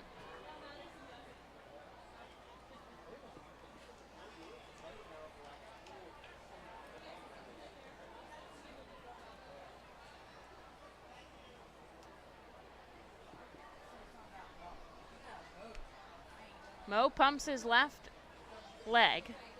Now he kicks and fires.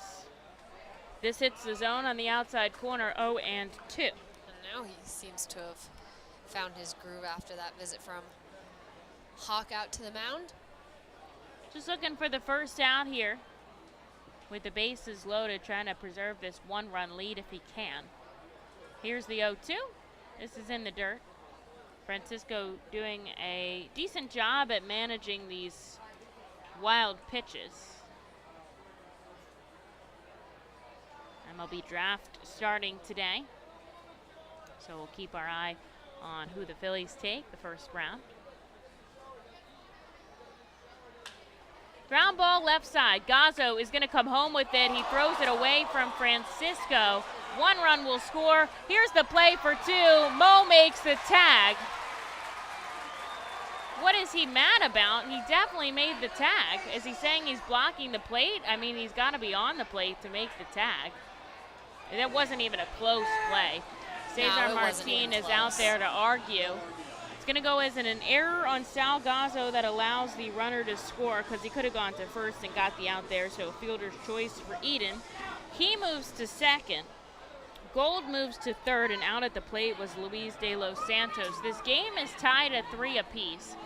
The manager for the Fisher Cats arguing, I guess, that he was blocking the plate because they don't want, they don't want those collisions at the plate anymore, but you do have to be there to make the tag, which Morales was, and he puts the tag on De Los Santos.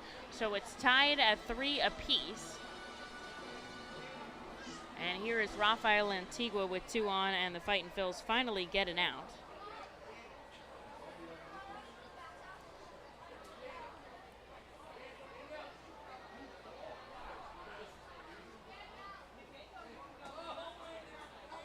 Breaking ball down and away. Antigua doesn't chase. The top of the order here for the Fisher Cats. He's had 2 hits today.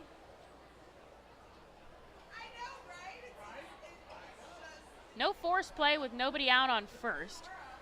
Gold on third, Eden on second. This is sent foul, and the count evens 1 apiece. Just as quickly as the Phils put some runs on the board, the Fisher Cats get them right back.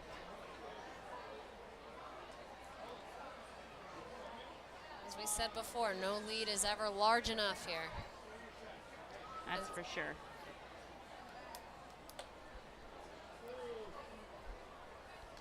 Two balls and a strike here. Most fastball sitting, again, about 94, 95 today. The slider, 85, 86. Infield's going to play in. They're still going to go for the play at the plate here, especially with no opportunity to get a double play ball easily with the traditional, still of course like the line out double play style. This is sent foul. It evens the count 2-2.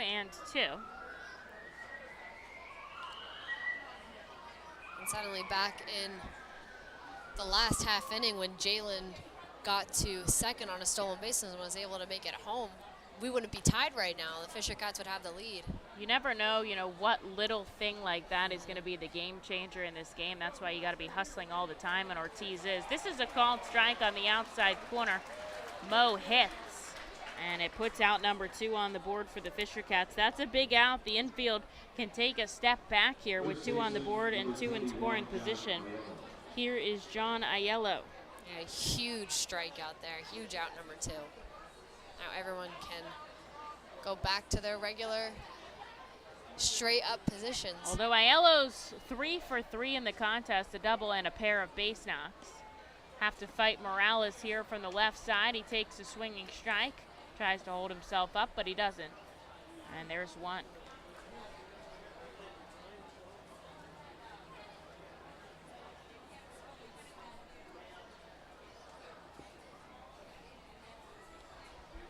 This is up and away.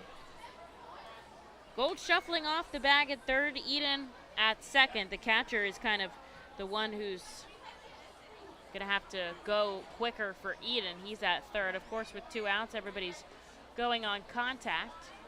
Tie ball game 3-3. Both teams have made 2 errors in the contest today. It's not been quite the cleanest game. But a good snag by Francisco on that high ball. Makes the count 2-1. They've got 2 outs on the board. Somebody warming in the bullpen for the Fightin' Phil's, Mike Adams. Seeing if Mo can get this final out here to Aiello. Swing and a miss. Goes off speed and evens the count 2-2. Trying to send him back to the dugout for the first time today. He rocks a 12-game on base streak.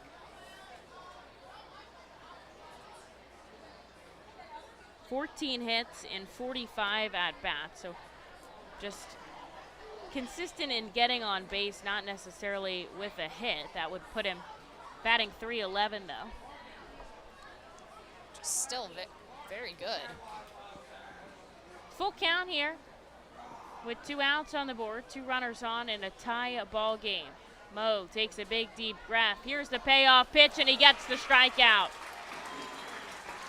Strands 2 runners on, 2 runs to score for the Fisher Cats. We're tied at 3. To the bottom of the 6th we go. The Fightin' Phil's have got the offense rhythm going. Can they keep it here and try to take the lead in the bottom half? We'll be right back in just 2 minutes. There you are in the great wide open when you hear it. Dinner time. When you're hungry, you're not going to let 5,000 feet of mountain get in your way. And if they try, that's what Kia's lineup of exceptionally capable SUVs with available all-wheel drive is for. The Telluride, Sorento, Sportage, and Seltos are how you know we take this pretty seriously. The SUVs and the dinner. Hurry into your local Kia dealer today. Kia, movement that inspires. Visit kia.com for details. Always drive safely. Feasers Incorporated, a family-owned, full-line food service distributor located in central Pennsylvania. Services restaurants, sporting facilities, theme amusement parks, healthcare facilities, educational facilities, and other institutions throughout Pennsylvania and the Mid-Atlantic region. For over 100 years, Feasers and its employees have committed themselves to making customer service their highest priority. Feasers works hard to provide customers with the products they require, delivered by their helpful fleet drivers. Feasers is large enough to serve and small enough to care. For more information, call 800-326-2828 or Feasers.com. The Reading Fightin' Phil's are proud to partner with the Berks County Mental Health and Developmental Disabilities Program. Together, we are striking out the stigma in order to raise community awareness about mental illness and the prevention of suicide. With 3 simple words, "Are you okay?" the hope is to begin a conversation to show Berks County that we care. Suicide affects and hurts everyone, but help is here, and we'll work together to help raise awareness about suicide and identify what we can do as a community to prevent it. People in need of assistance and support should call Crisis Intervention at 610-236-0530. That's 610-236-0530.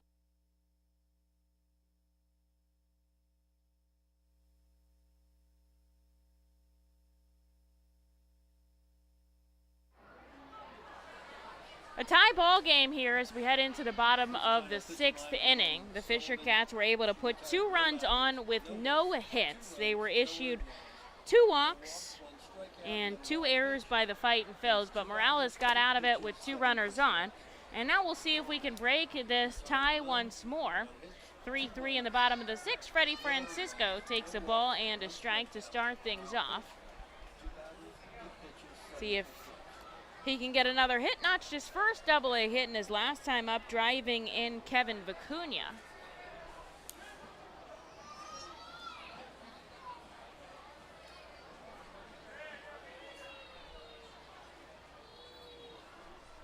And Braden Scott still stays on the rubber for the Fisher Cats.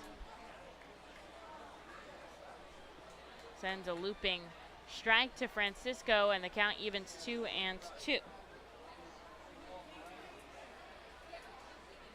This one is in the dirt. A full count. Sal Gazzo in the waiting in the on-deck circle before we go back to the top of the order. Crowd still heavily invested in this game. They've given us a close game. Would I call it a good game? That I don't know. We'll have to wait and see. Someone looking for somebody Redding to break this wide open. Francisco pokes this down the first baseline very sharp. It is foul. And he'll stay alive. Mike Adams was warming in the bullpen for the Fightin' Phils, so we'll see if we see him in the top of the 7th. Nobody warming for the Fisher Cats. They want Scott to get through this here. Here's the payoff pitch. It's ball 4, and the Fightin' Phils are going to work with the go-ahead run out on first here. Francisco waits it out, and here is Sal Gazzo, who, if I had to guess, is going to try to lay down a bunt here and move over the runner into scoring position. I think De Los Santos is probably thinking the same thing as he comes in on the outfield grass. But we'll have to see what signs Gazzo gets from manager Sean Williams. With the lefty pitcher here, he's going to bat from the right side for the first time today. That's a little bit better as a righty than he does as a lefty. He does put down the bunt, or rather puts it up, as it flies foul into the net in front of the our Phils dugout.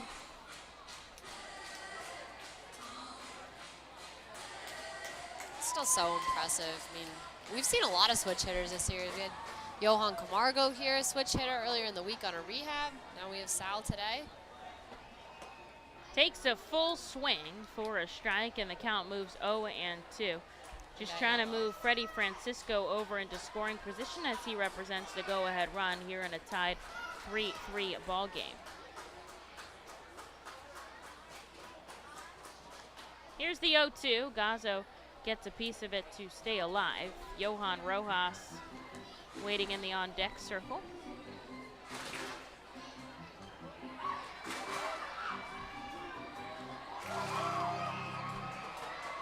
Crowd cheering on Sal Gazzo, certainly a fan favorite here at FirstEnergy Stadium. Takes the 0-2 for strike 3 on some high heat by Scott, and there is out number 1.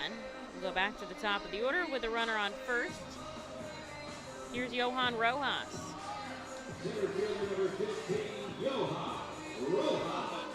He was hit by a pitch his last time up, stole a bag, and scored a run for the Fightin' Phils, and now the Fisher Cats have somebody up in their bullpen.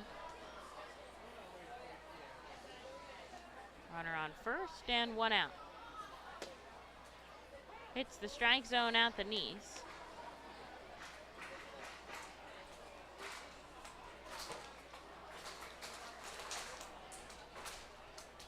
Starting to get a little darker here in baseball town. We should have light for about another hour here at FirstEnergy Stadium.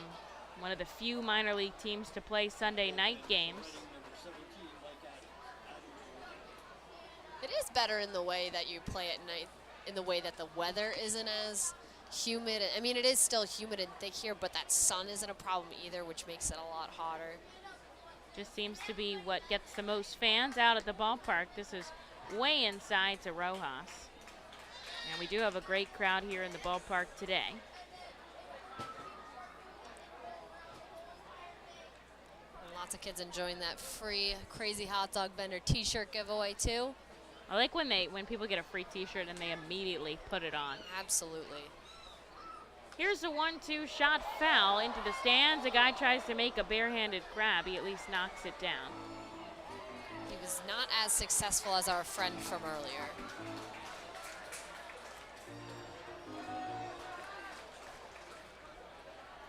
Rojas staying alive here, fighting off the lefty.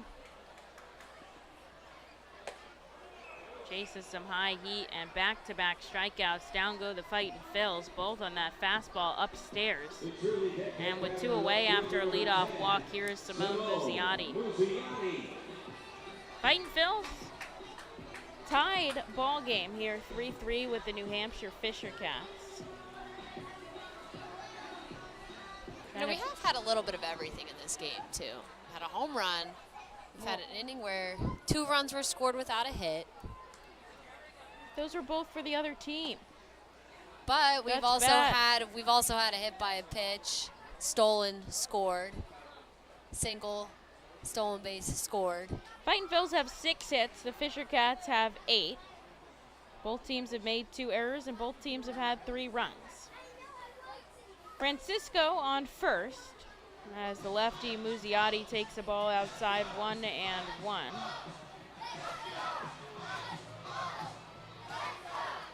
Third baseman De Los Santos playing in, as is Aiello holding on the runner. The middle infielders are back on that outfield grass edge.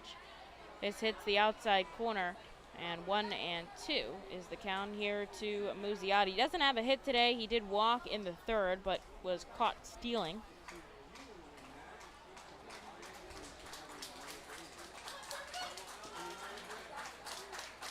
This hits the dirt, sliding over his gold, stops it in front of him.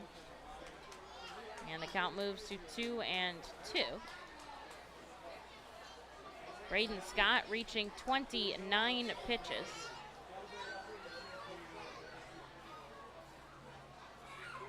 Glove down to his waist, runner on first, 2 outs. The 2-2 is outside, and the count is now full to Simone Muzziotti. Trying to keep the line moving here. Wendell Rijo is in the on-deck circle.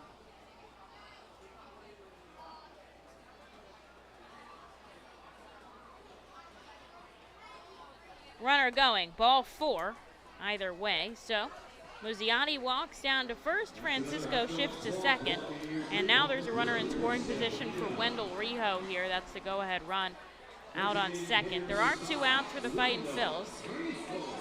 Our Phils did their damage last inning with 2 outs on the board as well, or 2 runs. Fisher Cats got the first run of the game on De Los Santos' home run in the second. The Fightin Phils tied it up in the bottom of the 4th inning with Freddie Francisco's RBI double. They took the lead in the 5th. An error allowed Rojas to score, and an RBI single from Corridor sent in the 3rd run, and the Fisher Cats were able to tie it up on a pair of walks and a pair of errors by the Fightin Phils. It's 3-3 now, and Cesar Martinez is going to come out and take out his reliever here as Wendell Rijo comes to the plate with 2 on and 2 out, trying to break this tie in the bottom of the 6th. We'll take a break and let him warm up and be right back in just a moment.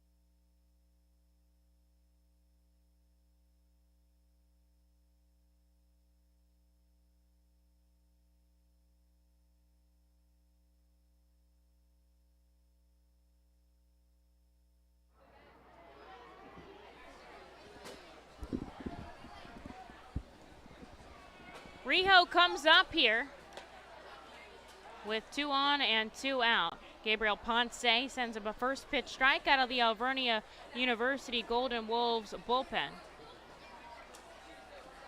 Tied up at 3 apiece.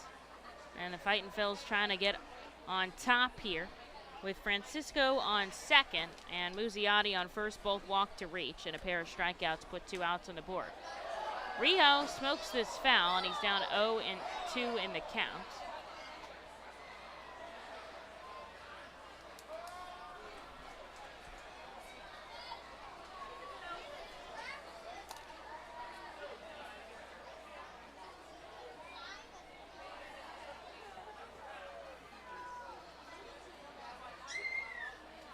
This is a pitch in the dirt. Good block by Gold to keep it in front of him.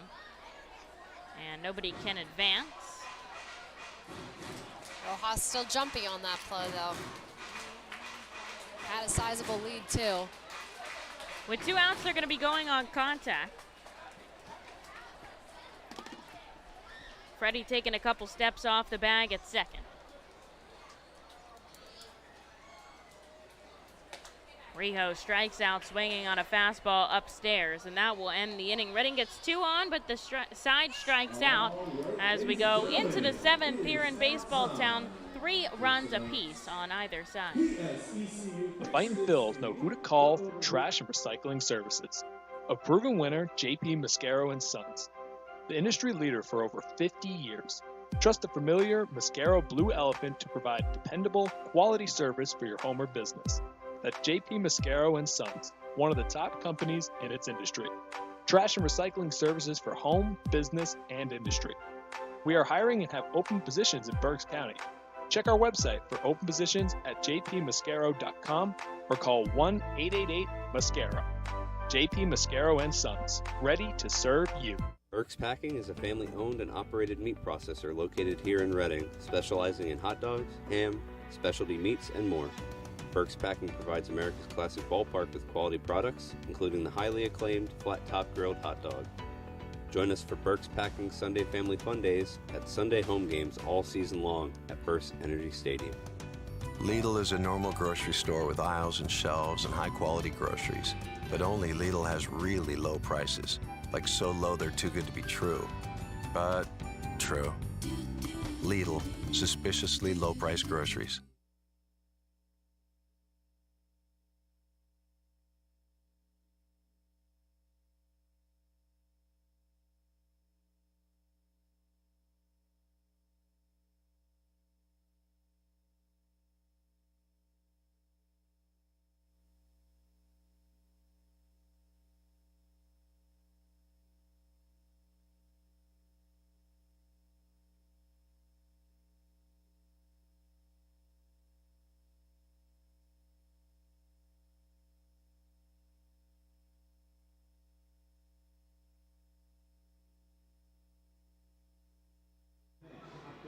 Fightin' Phils will send Mike Adams out of the Alvernia University Golden Wolves bullpen here for the top of the 7th. Our Phils and Fisher Cats tied at 3 runs apiece. Both teams have made 2 errors in the field. The Fisher Cats have 8 hits, Reading 6. This has been, honestly, an interesting game on either side. Adams looking to keep it tied as we merge into the back part of this ball game. He'll see Addison Barger, Trevor Schwecki, and Orelvis Martinez. Fightin' Phils have already struck out 9 times, and that has not helped them with runners in scoring position today. They are 2 for 13. They're getting base runners. They've taken 5 walks. They just can't seem to drive them in. This is fouled back by Barger. The count moves to 1-1. Barger 0 for 2 with a walk today. Adams deals. This is swatted into center field. It's going to bounce in front of Rojas on 1 hop. He's got a hit to start off the 7th. No clean frames yet for the Fightin' Phils. And no clean frames yet for the Fisher Cats. There's been a lot of base runners on either side for it just to be 3-3. But still possible to get out of the inning facing the minimum, because Mike Adams gets the most ground ball double plays in the Fightin' Phils pitching staff. Righty looks to hit at the knees, but just below 1-0.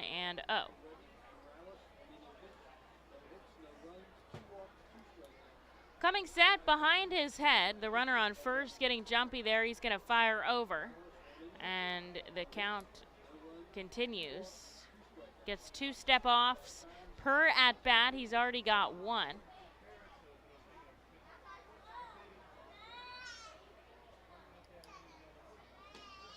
Misses inside 2 and up.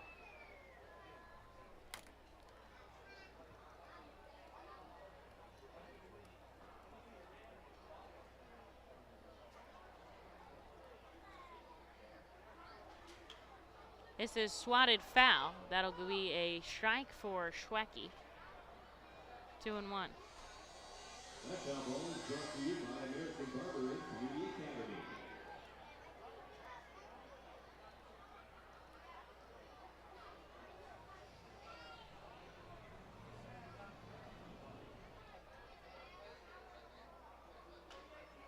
Another foul ball back by Schwecke, and that'll even the count 2-2. Adams using the off-speed pitch here to get those fouls.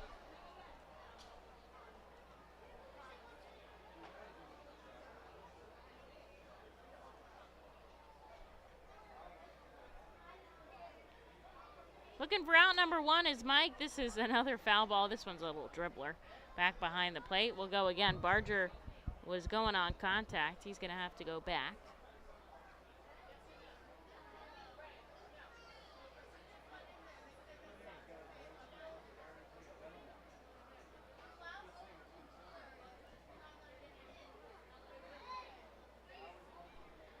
Two-two. Checks his swing. Doesn't matter. A call. Strike 3. Adams picks up the call, looking to put out number 1 on the board. And here is Elvis Martinez. Designated hitter number 11, or Elvis Martinez.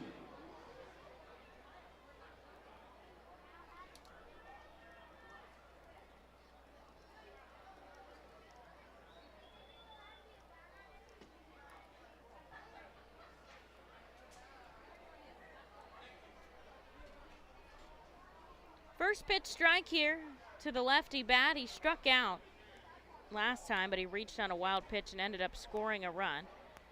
This gets away from Francisco. He fires to first. Can't put the tag on him. Umpire kind of got in his way.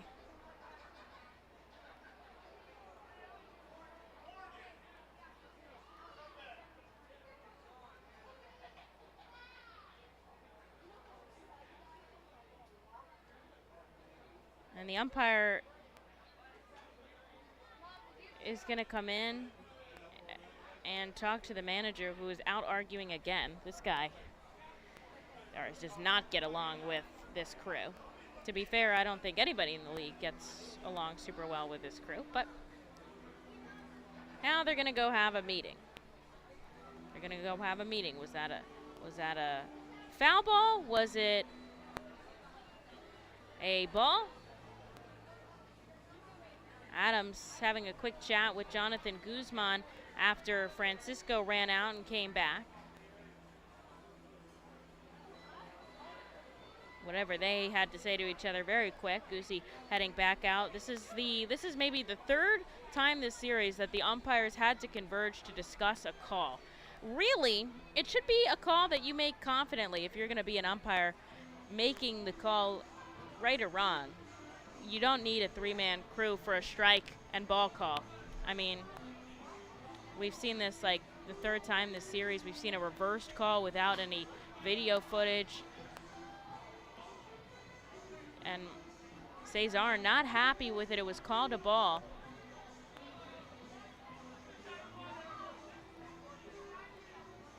I'm not entirely sure what he's out there arguing with. The crew chief, Tanner Moore, and Kellen Martin.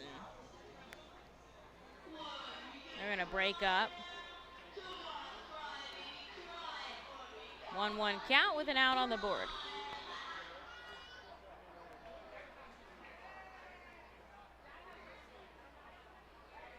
Going to start again.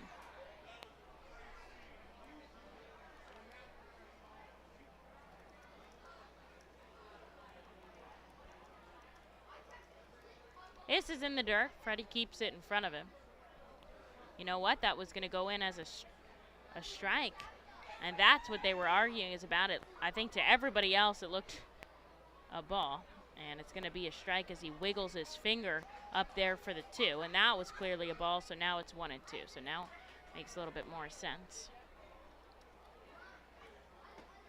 And this hits the outside corner, and this time Martinez knows it. Turns around and walks back into the dugout without number 2.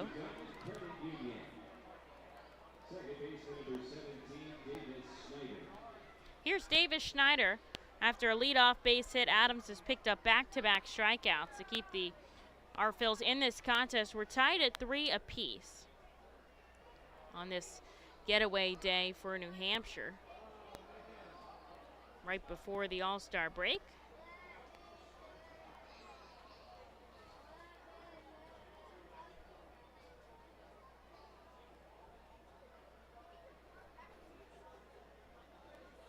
First pitch ball here to Schneider. 0 for 3 today. Did reach on a fielder's choice, and 2 errors allowed him to come home and score.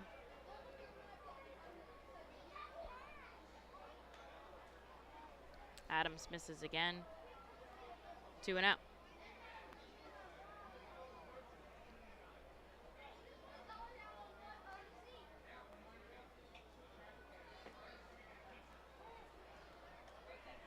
And now he gets a called strike. Starting to get dark here in baseball town.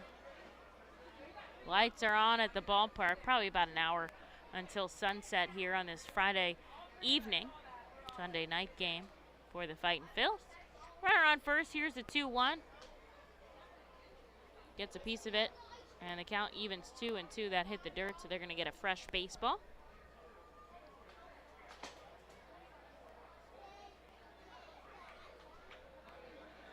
Pitcher number 5 for the Fightin' Phils, Mike Adams.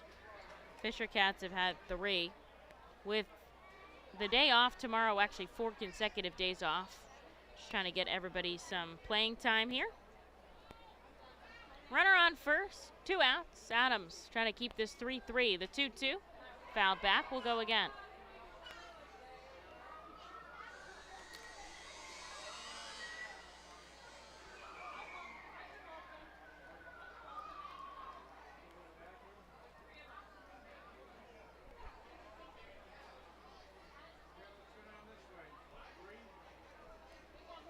Swing and a miss. Adams goes down and away, and Schneider chases.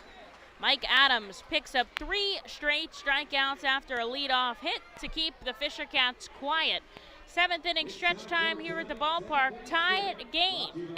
3 apiece to the bottom of the 7th in just a minute. Gear up for Fightin' Phils season. Visit the Brentwood Industries Fightin' Phils team store at FirstEnergy Stadium, or check out our online store 24 hours a day, 7 days a week at rphils.com/shop. We have a wide variety of Fightin' Phils hats, t-shirts, kids apparel, and more. Looking for something new? Check out our latest selections of Los Luchadores de Reading and Reading Hot Dogs gear, plus throwback, black, R-Train, R-Phils attire. Root for your Fightins in style. Stop by the Brentwood Industries Fightins team store or rphils.com/shop. The sound of an ice-cold Corona is music to my ears. Oh, run that back. Dope. Now drop that beat. And hit me with the hook, player. Hey, whatever you do with your fine life, just do you, player. Relax responsibly. Corona Extra Beer, imported by Crown Imports, Chicago, Illinois. The Fightin' Phils know who to call for trash and recycling services. A proven winner, JP Mascaro & Sons. The industry leader for over 50 years. Trust the familiar Mascaro Blue Elephant to provide dependable, quality service for your home or business. That's JP Mascaro & Sons, one of the top companies in its industry. Trash and recycling services for home, business, and industry. We are hiring and have open positions in Berks County. Check our website for open positions at jpmascaro.com or call 1-888-MASCARO. JP Mascaro & Sons, ready to serve you.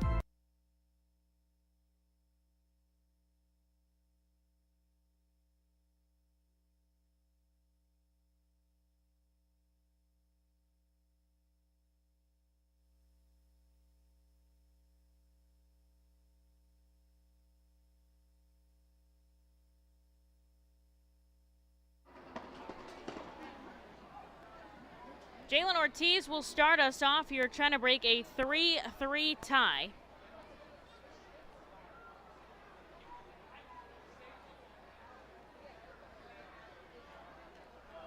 Fouls it back, and the count moves 1-1.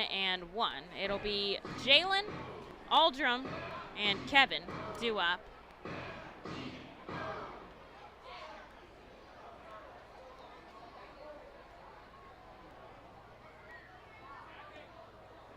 There's a pitch below the knees.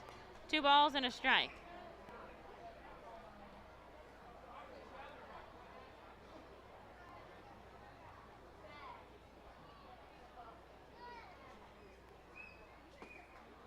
Ortiz looking for a pitch he can do damage with. Holds off on one at the very bottom part of the strike zone. The crowd roaring here, looking for Ortiz to break this 3-3 tie.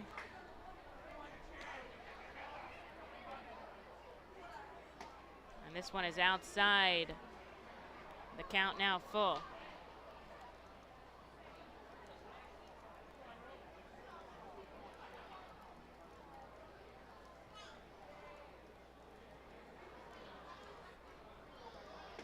There's ball 4 inside, and the Fightin' Phils are going to get the tying run out on first with a leadoff walk. Again, another inning with a base runner. This time it's a good thing.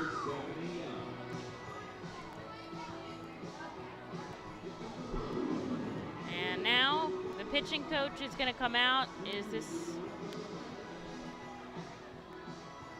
They have like 10 coaches on their roster. This person's not in a jersey, so I'm going to have to assume it's the trainer. The pitching coach, the manager, coming out as well. Pointing at something, or looking down, not at his hand. Everybody in the infield coming in after a leadoff walk to Ortiz. Aldrum corridor, a chance to do some damage. 3 runs and 9 hits for the Fisher Cats, 3 runs and 6 hits for the Fightins, 2 errors on either side. And they are going to remove Gabriel Ponce out of the game here. He's coming out with the trainer. And this is going to be a long warm-up because this guy did not know he was about to come in. So we will take a break. The R-Phils trying to break the tie in the bottom of the 7th. I know, it's a long one. I know.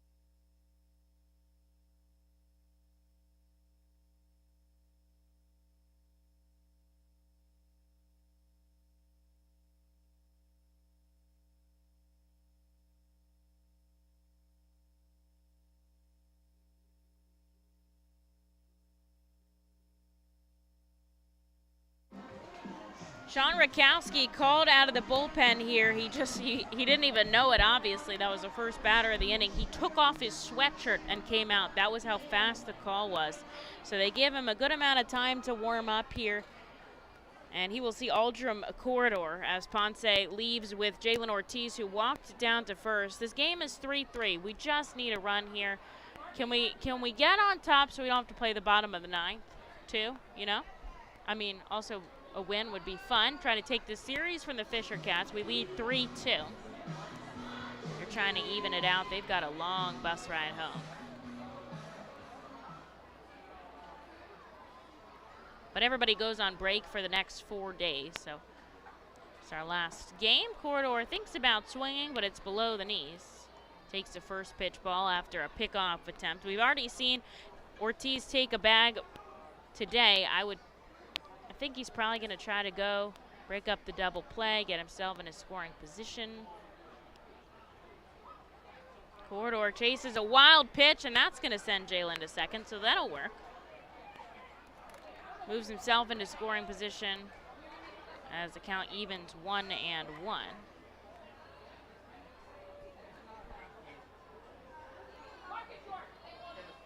That's going to go in as a passed ball, actually, so error on the catcher, not on the pitcher. Rakowski leans down, he gets the sign. Aldrum takes a ball above the letters 2 and 1.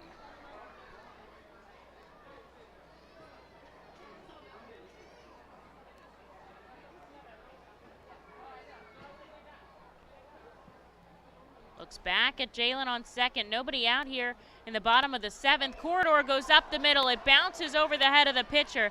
The play is made to second. Does he run it out? Man, he's a step away. But he does drive Ortiz to third. And now with 2 outs, with 1 out, the Fightin' Phils have a runner 90 feet from home. All Kevin has to do, I say like it's easy. It's not easy at all. Trying to drive in a run. It's not even remotely easy. If it was easy, everybody could do it. Infield's going to come in. They're going to try to make the play at the plate. Runner on third and 1 out. Kevin takes a swinging strike. He's had 3 hits today, a double in the 4th and a run scored and a pair of singles. See Rakowski.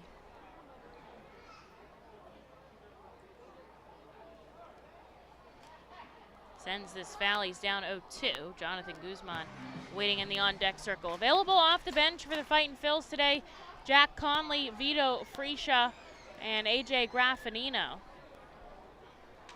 Shortstop number 4, Jonathan Guzman.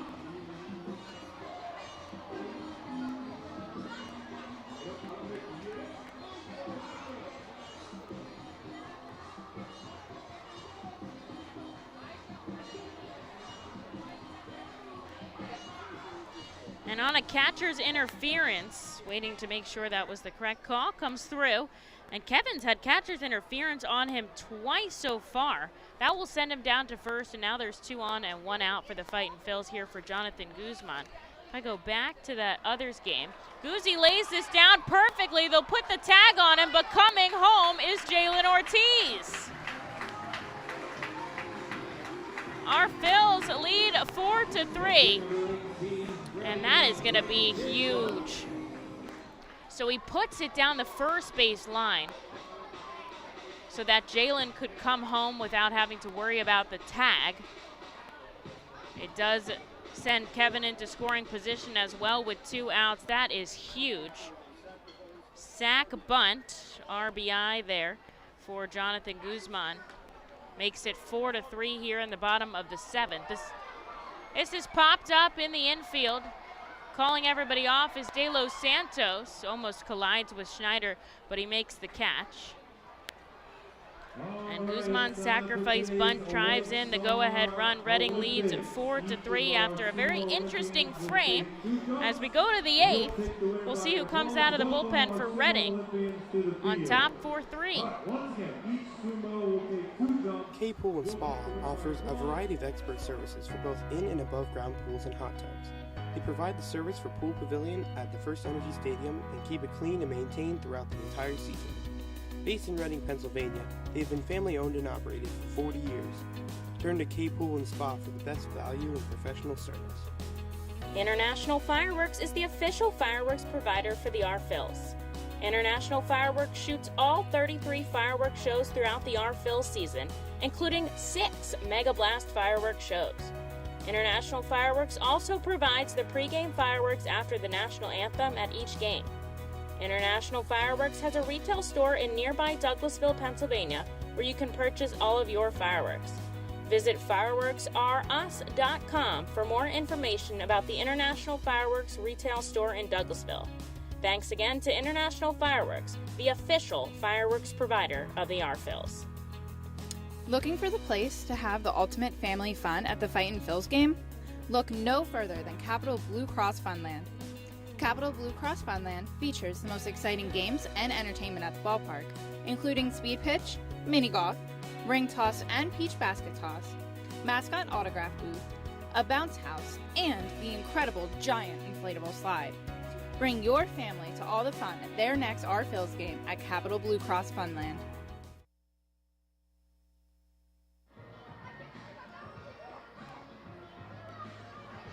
Into the top of the 8th we go. Matt Seelinger will come out of the Alvernia University Golden Wolves bullpen. The Fightin' Phils have taken a 4-3 lead. Jonathan Guzman laid down an impressive sacrifice bunt to bring home Ortiz. And now we just have 2 frames remaining. Seal will see the 7 through 9 hitters, Luis De Los Santos, Ryan Gold, and Cam Eden. All of them have been on base today, though. As the Fisher Cats have 9 hits, the Fightin' Phils have 6, and a combined 5 errors today, as the Fisher Cats recorded their 3rd with a catcher's interference. This game has been all over the place. De Los Santos from the right side, he's been on 3 times today. A solo shot to start off the scoring in the 2nd, a single and a walk. He's been tagged out twice on the base paths, though. Takes the first pitch, fastball up and away, 1-0.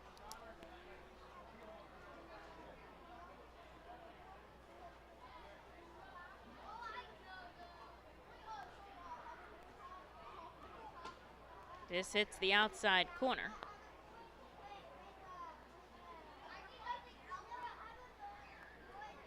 Part of the strength and conditioning training that the R-Phils have with Bruce Pedito here in Reading, as the 1-1 comes in upstairs, is monitoring, their progress throughout the season. And so today they were working on checking in on how their vertical hop is, their strength of foot positioning when they came down from that hop, and everything being monitored within that. This is up the middle, got a lot of speed on it, but Vicuña able to gobble it up and send it to first. Solid play by the second baseman for out number 1. So I happened to be down there when Seal was doing his, and he comes up. I mean, he got impressively high, and as well as, his landing, his placement of his foot strength, and how solidly he comes on the ground is really important for pitchers, because when you take that big stride and the step, you need to be completely solid footing. You need to be well balanced out there, and that's something that showcases Matt's ability to do that as he picks up a swinging strike here to Ryan Gold. And I did actually go back and check. Gold was the catcher the other day when Kevin Vicuña reached on catcher's interference. So that's 2 for him in this series. 0-1, a swinging strike. Francisco liked that pitch. 94 out of Seelinger, and he's got Gold down 0-2. Wind has died down here as the sun begins to set. That flag in center hanging by the pole. Lights are on here in Baseball Town. The 0-2 pops straight up. It's going to go foul as it hits the roof.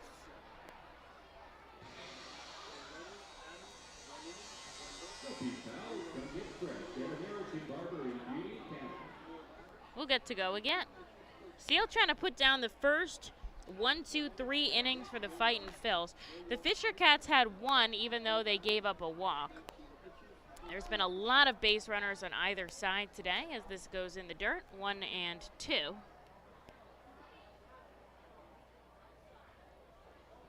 Reading leads 4-3 here.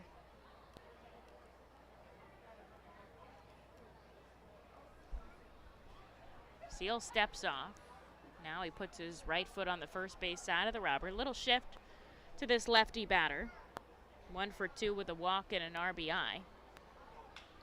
Line drive, leaping is Vicuña, and it trickles into the outfield. He made an impressive jump, perfectly timed, I think for a heartbeat. The fans thought he was going to come up with it, but it goes into the outfield, and that's a hit for Gold as he reaches here the tying run with 1 out. It's Cam Eden.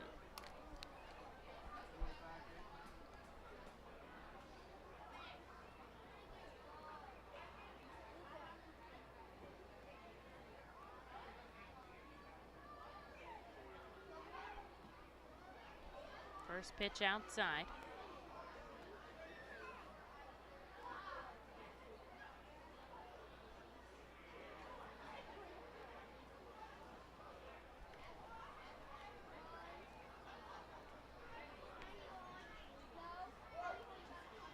This hits the outside corner, a ball and a strike.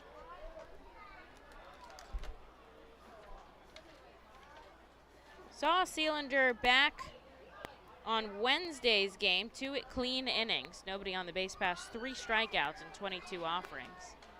This is sent foul, sharply into the stands. It bounces off a seat, and the count moves to 1-2.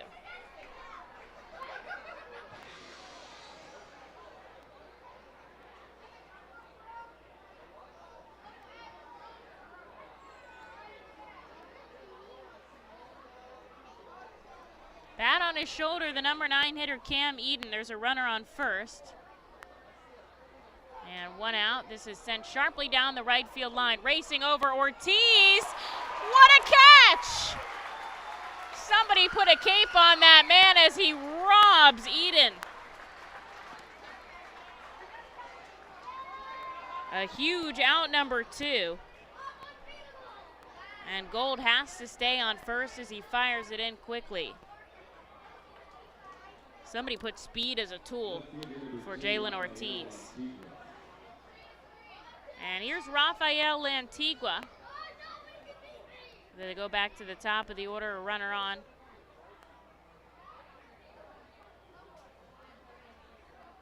And 2 outs. Antigua shuffles off the bag.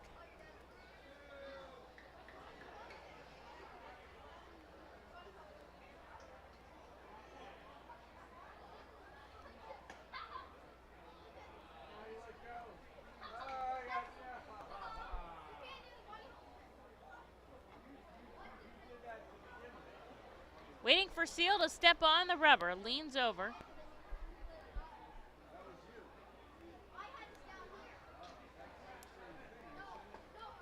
Comes home, this hits the zone.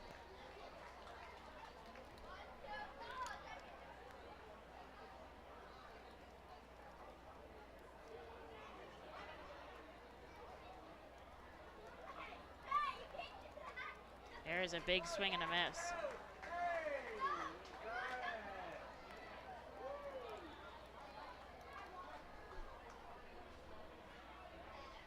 Two balls, 2 strikes, 2 outs. Antigua up at the plate, runner on first. He sends this into center field. Racing over Rojas, Ortiz at the warning track. It's Jalen who makes the catch. Back-to-back plays by the right fielder. Gets the cheers of the crowd. And Sealander puts a 0 up on the board. To the bottom of the 8th we go. Our Phils lead 4-3. Perhaps an insurance run or 2 here at America's Classic Ballpark. You can add a delicious all-you-can-eat buffet to any Reading Fightin' Phils game ticket for only $19. No need to visit the concession stand. You can add a 2.5-hour all-you-can-eat buffet to any ticket. This selection includes barbecue chicken, barbecue sandwiches, cheeseburgers, hamburgers, hot dogs, mac and cheese, corn, pasta salad, baked beans, potato salad, chips, fruit, cookies, and all Pepsi products. Call the Fightins at 610-370-BALL, order online at Fightins.com, or visit the Weidenhammer ticket office at FirstEnergy Stadium. Unlike any other area in FirstEnergy Stadium, the Savage 61 dugout suite puts you in the closest seat to the action on field, located just feet away from the diamond on the first base side. With covered seating, abilities in motion accessible seating, and the most unique view around, your group will thank you over and over again for this one-of-a-kind experience. Tickets for the Dugout Suite start at $25 and include options to add food and drink packages. The Reading Fightin' Phils are proud to partner with Mao Beer and Stockertown Beverage throughout the 2022 season. Mao Beer and Mao's Cinco Estrellas Lager, which is available in the Stadium Plaza Bar, has 128 amazing years of brewing history.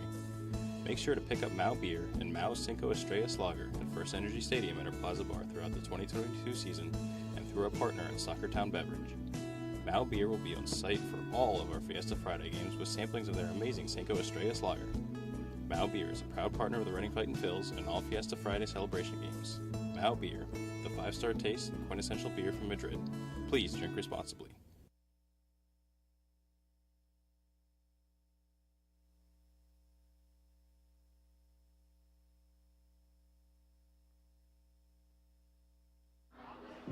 That play by Jalen Ortiz, I'm telling you, that's going to be the play that sealed this win for the Fightin' Phils.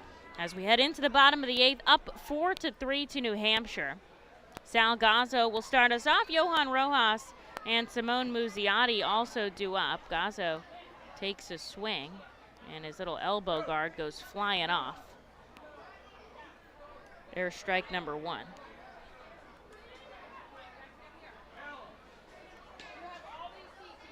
Rakowski stays into the game after coming in the 7th. He'll send Gazzo, who's batting from the left side, a ball, 1-1. Just trying to get a couple insurance runs here. Obviously, Fightin' Phil's lead 4-3 is not, would love to just take a deep breath for Brian Marconi, who's going to come in for the top of the 9th. The Fisher Cats have 3 outs left, and they'll have the heart of their order up when they come up. Up and away. Gazzo walked earlier in this game. Ahead in the count, 3-1 now.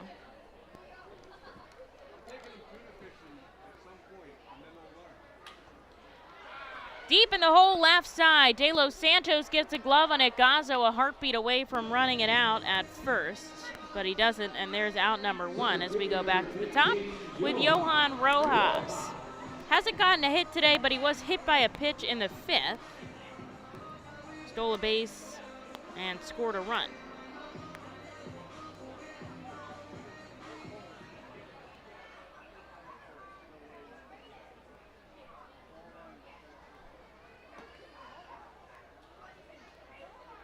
There's a first pitch ball to Rojas.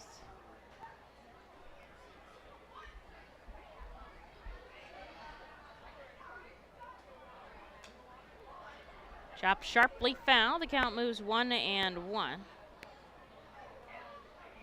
Thunderstorms have moved back, so we should be fine to finish this game. This is struck well up the middle, gets through Schneider's awaiting glove, and Rojas is safe at first. Left fielder number 10, Simone Muzziotti. That had some heat on it as it went up the middle. Gets his hit in the bottom of the 8th inning. Here's Simone Muzziotti with a runner on and 1 away. Arfil's 7th hit of the game. The Fisher Cats have 10. Combined 5 errors between these two teams. Muzzi's walked twice today, otherwise 0 for 2.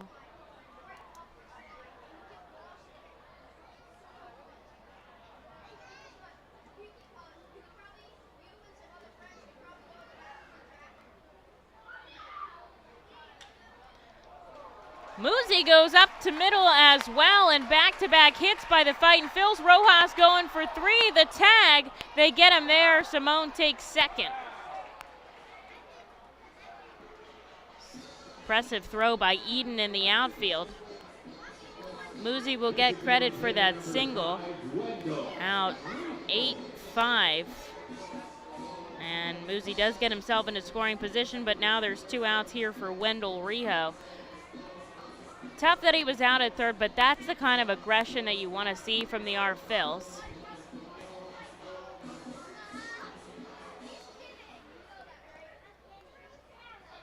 See if you can get yourself into a good spot here. Wendell Rijo from the right side. He goes up the middle too. It's a little dribbler. He's racing down. There's no play. Came off the mound kind of awkwardly. 3 straight hits for the Fightin' Phils. That moves Musiotti to third. And here's the hottest hitter on the team with runners on the corners and 2 away. Got to give Rijo credit for that hustle there. Schneider just knew he had no play.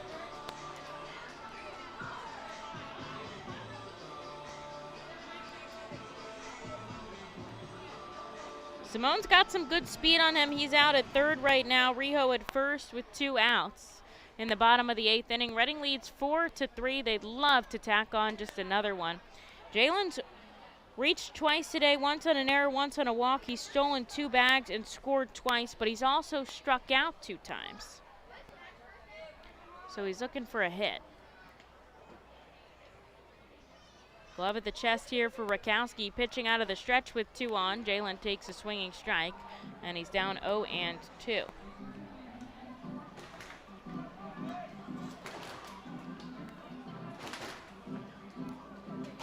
Told me he's got some family in New York. He's looking forward to going to visit over this stretch. Thinking about bringing Jonathan Guzman with him. 2 outs here, runner going, the 0-2 in the dirt, and Rijo will easily take second. A team leading 14 stolen base of the season. And now there's 2 in scoring position here for Jalen Ortiz.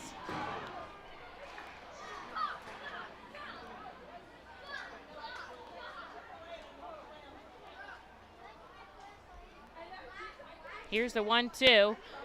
Jalen deep at short. A good play by Barger. And they get Ortiz at first. The Fightin' Phils get 3 hits, but they strand 2. They lead 4-3. Top 9 we go. We'll call upon the closer, Brian Marconi. A save situation. The R Phils going for a series victory. 3 outs left here in this ball game. The Reading Fightin' Phils are pleased to present you with their classic game program, all electronically. This program has information on the coaching staff, player roster, and front office staff. It also includes feature stories and alumni reports on all of your favorite guys who spend time in baseball town. Visit rphils.com/programs to check it out. Our Phils fans can continue to expect great performances all season long on the Burke's Commercial Roofing stage. It's the home of great local talent, including the R Phils mascot band. Burke's Commercial Roofing prides itself on being a locally owned and operated company that puts an emphasis on customer service. They provide free on-site estimates and can handle any size repair, restoration, or replacement. Visit burkscommercialroofing.com or call 610-717-3949 for more information. And don't forget to sit back, relax, and enjoy the show at the Burke's Commercial Roofing stage at America's Classic Ballpark. At Savage 61, our goal is to assist you in making a confident decision. Our friendly professional staff members are available to answer your questions and listen to your needs. Whether you're shopping for a new or pre-owned vehicle, we're ready to help you with your search. Visit our dealership on Pottsville Pike.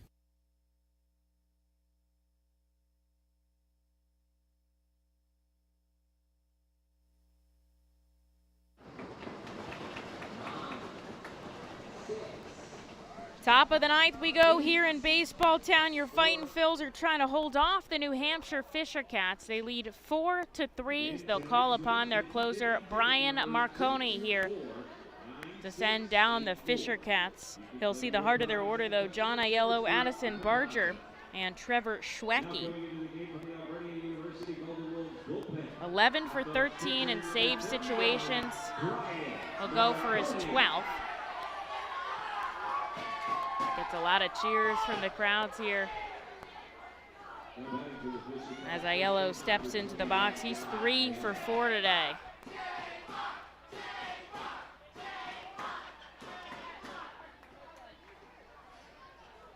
Three outs left in this ball game. Of course, if the Fightin' Phils need the bottom of the 9th, they'll have it, looking to not, as Marconi gets an off-balance swing out of Aiello.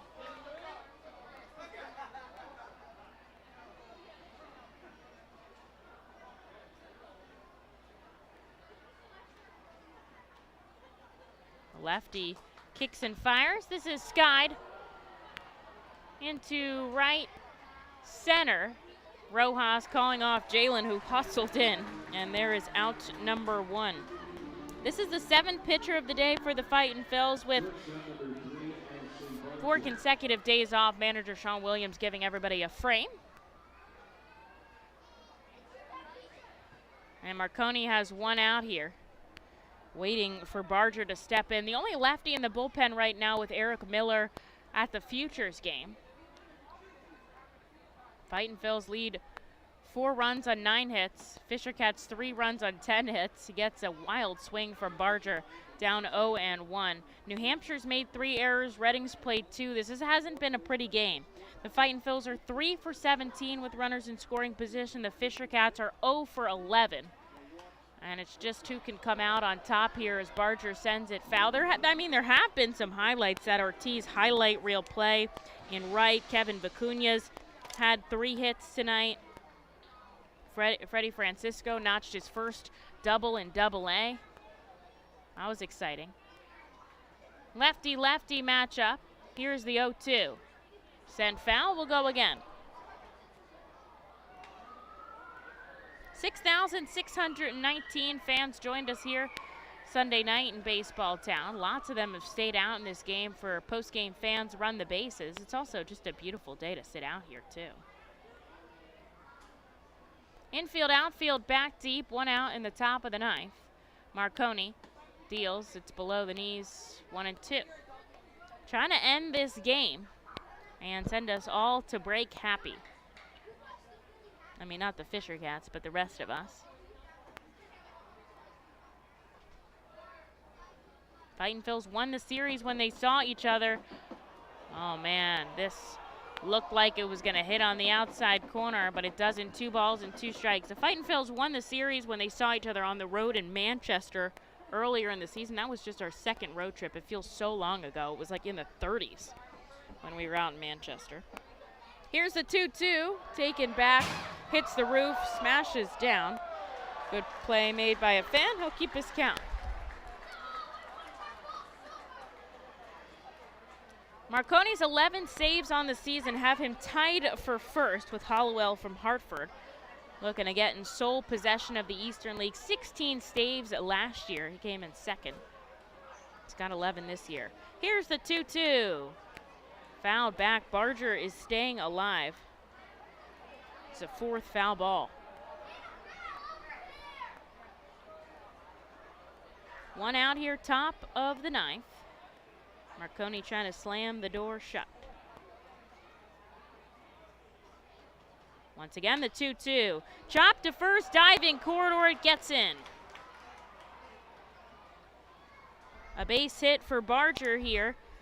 And the Fisher Cats get the tying run on first. With 1 out, here's Trevor Schwecki. He's 0 for 4 today.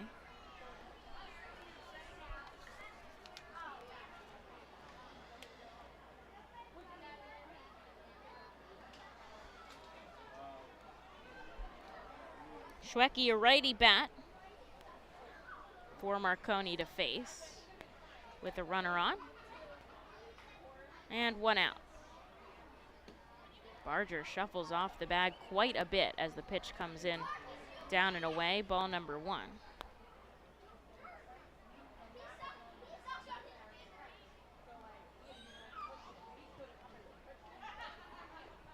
Got the first out, a fly out to center field, then a base hit by Barger puts the runner on. This is grounded foul. Oldham couldn't get to it, pretends to make the play. And the count moves 1-1.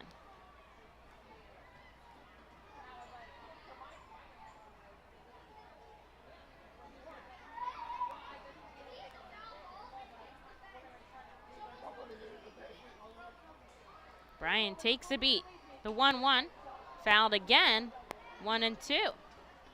Fighting off these pitches from Brian Marconi today. Barger won the battle there. He's trying to beat Trevor Schwecki. 13 pitches out of Marconi here in the top of the 9th. He's got 1 out on the board. Fightin Phil's lead 4-3. Here's the 1-2. Another foul ball. Reading leads by 1. They'd like to end it here and now. They will, of course, have the bottom of the 9th if they need it as the home team.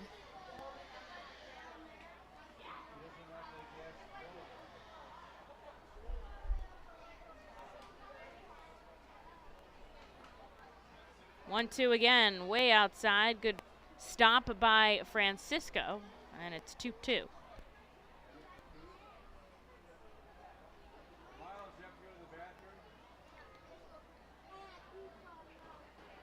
Fightin Phil's 4 runs on 9 hits. Fisher Cats 3 runs on 11 hits. Reading leads this series 3-2. Schwecki another foul ball back. That's 5 fouls in this at-bat. That's 4 fouls in the previous at-bat. Battling hard here against Marconi. Runner on first, 1 out, top 9. Here's the 2-2 by Bryan. Skied out to center field. Rojas on the run over. He's going to make the play. There's 2. No tag by Barger as Rojas throws that in quickly. And now the Fisher Cats down to their final out. They do have the tying run on first, the go-ahead run at the plate. And they have the Toronto Blue Jays number 2 prospect coming up to bat in Orelvis Martinez. And up until this point, he has not showed up for this series.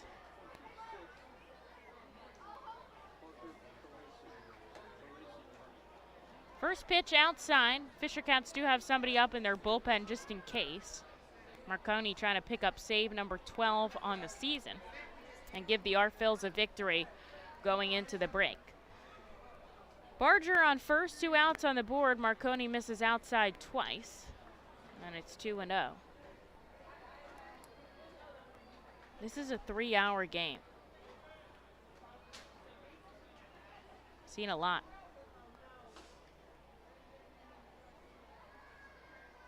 Lefty comes home to the righty. A big swing and a miss as he goes off speed, and there's the first strike. Just 2 more he needs to end this contest. Send us home happy.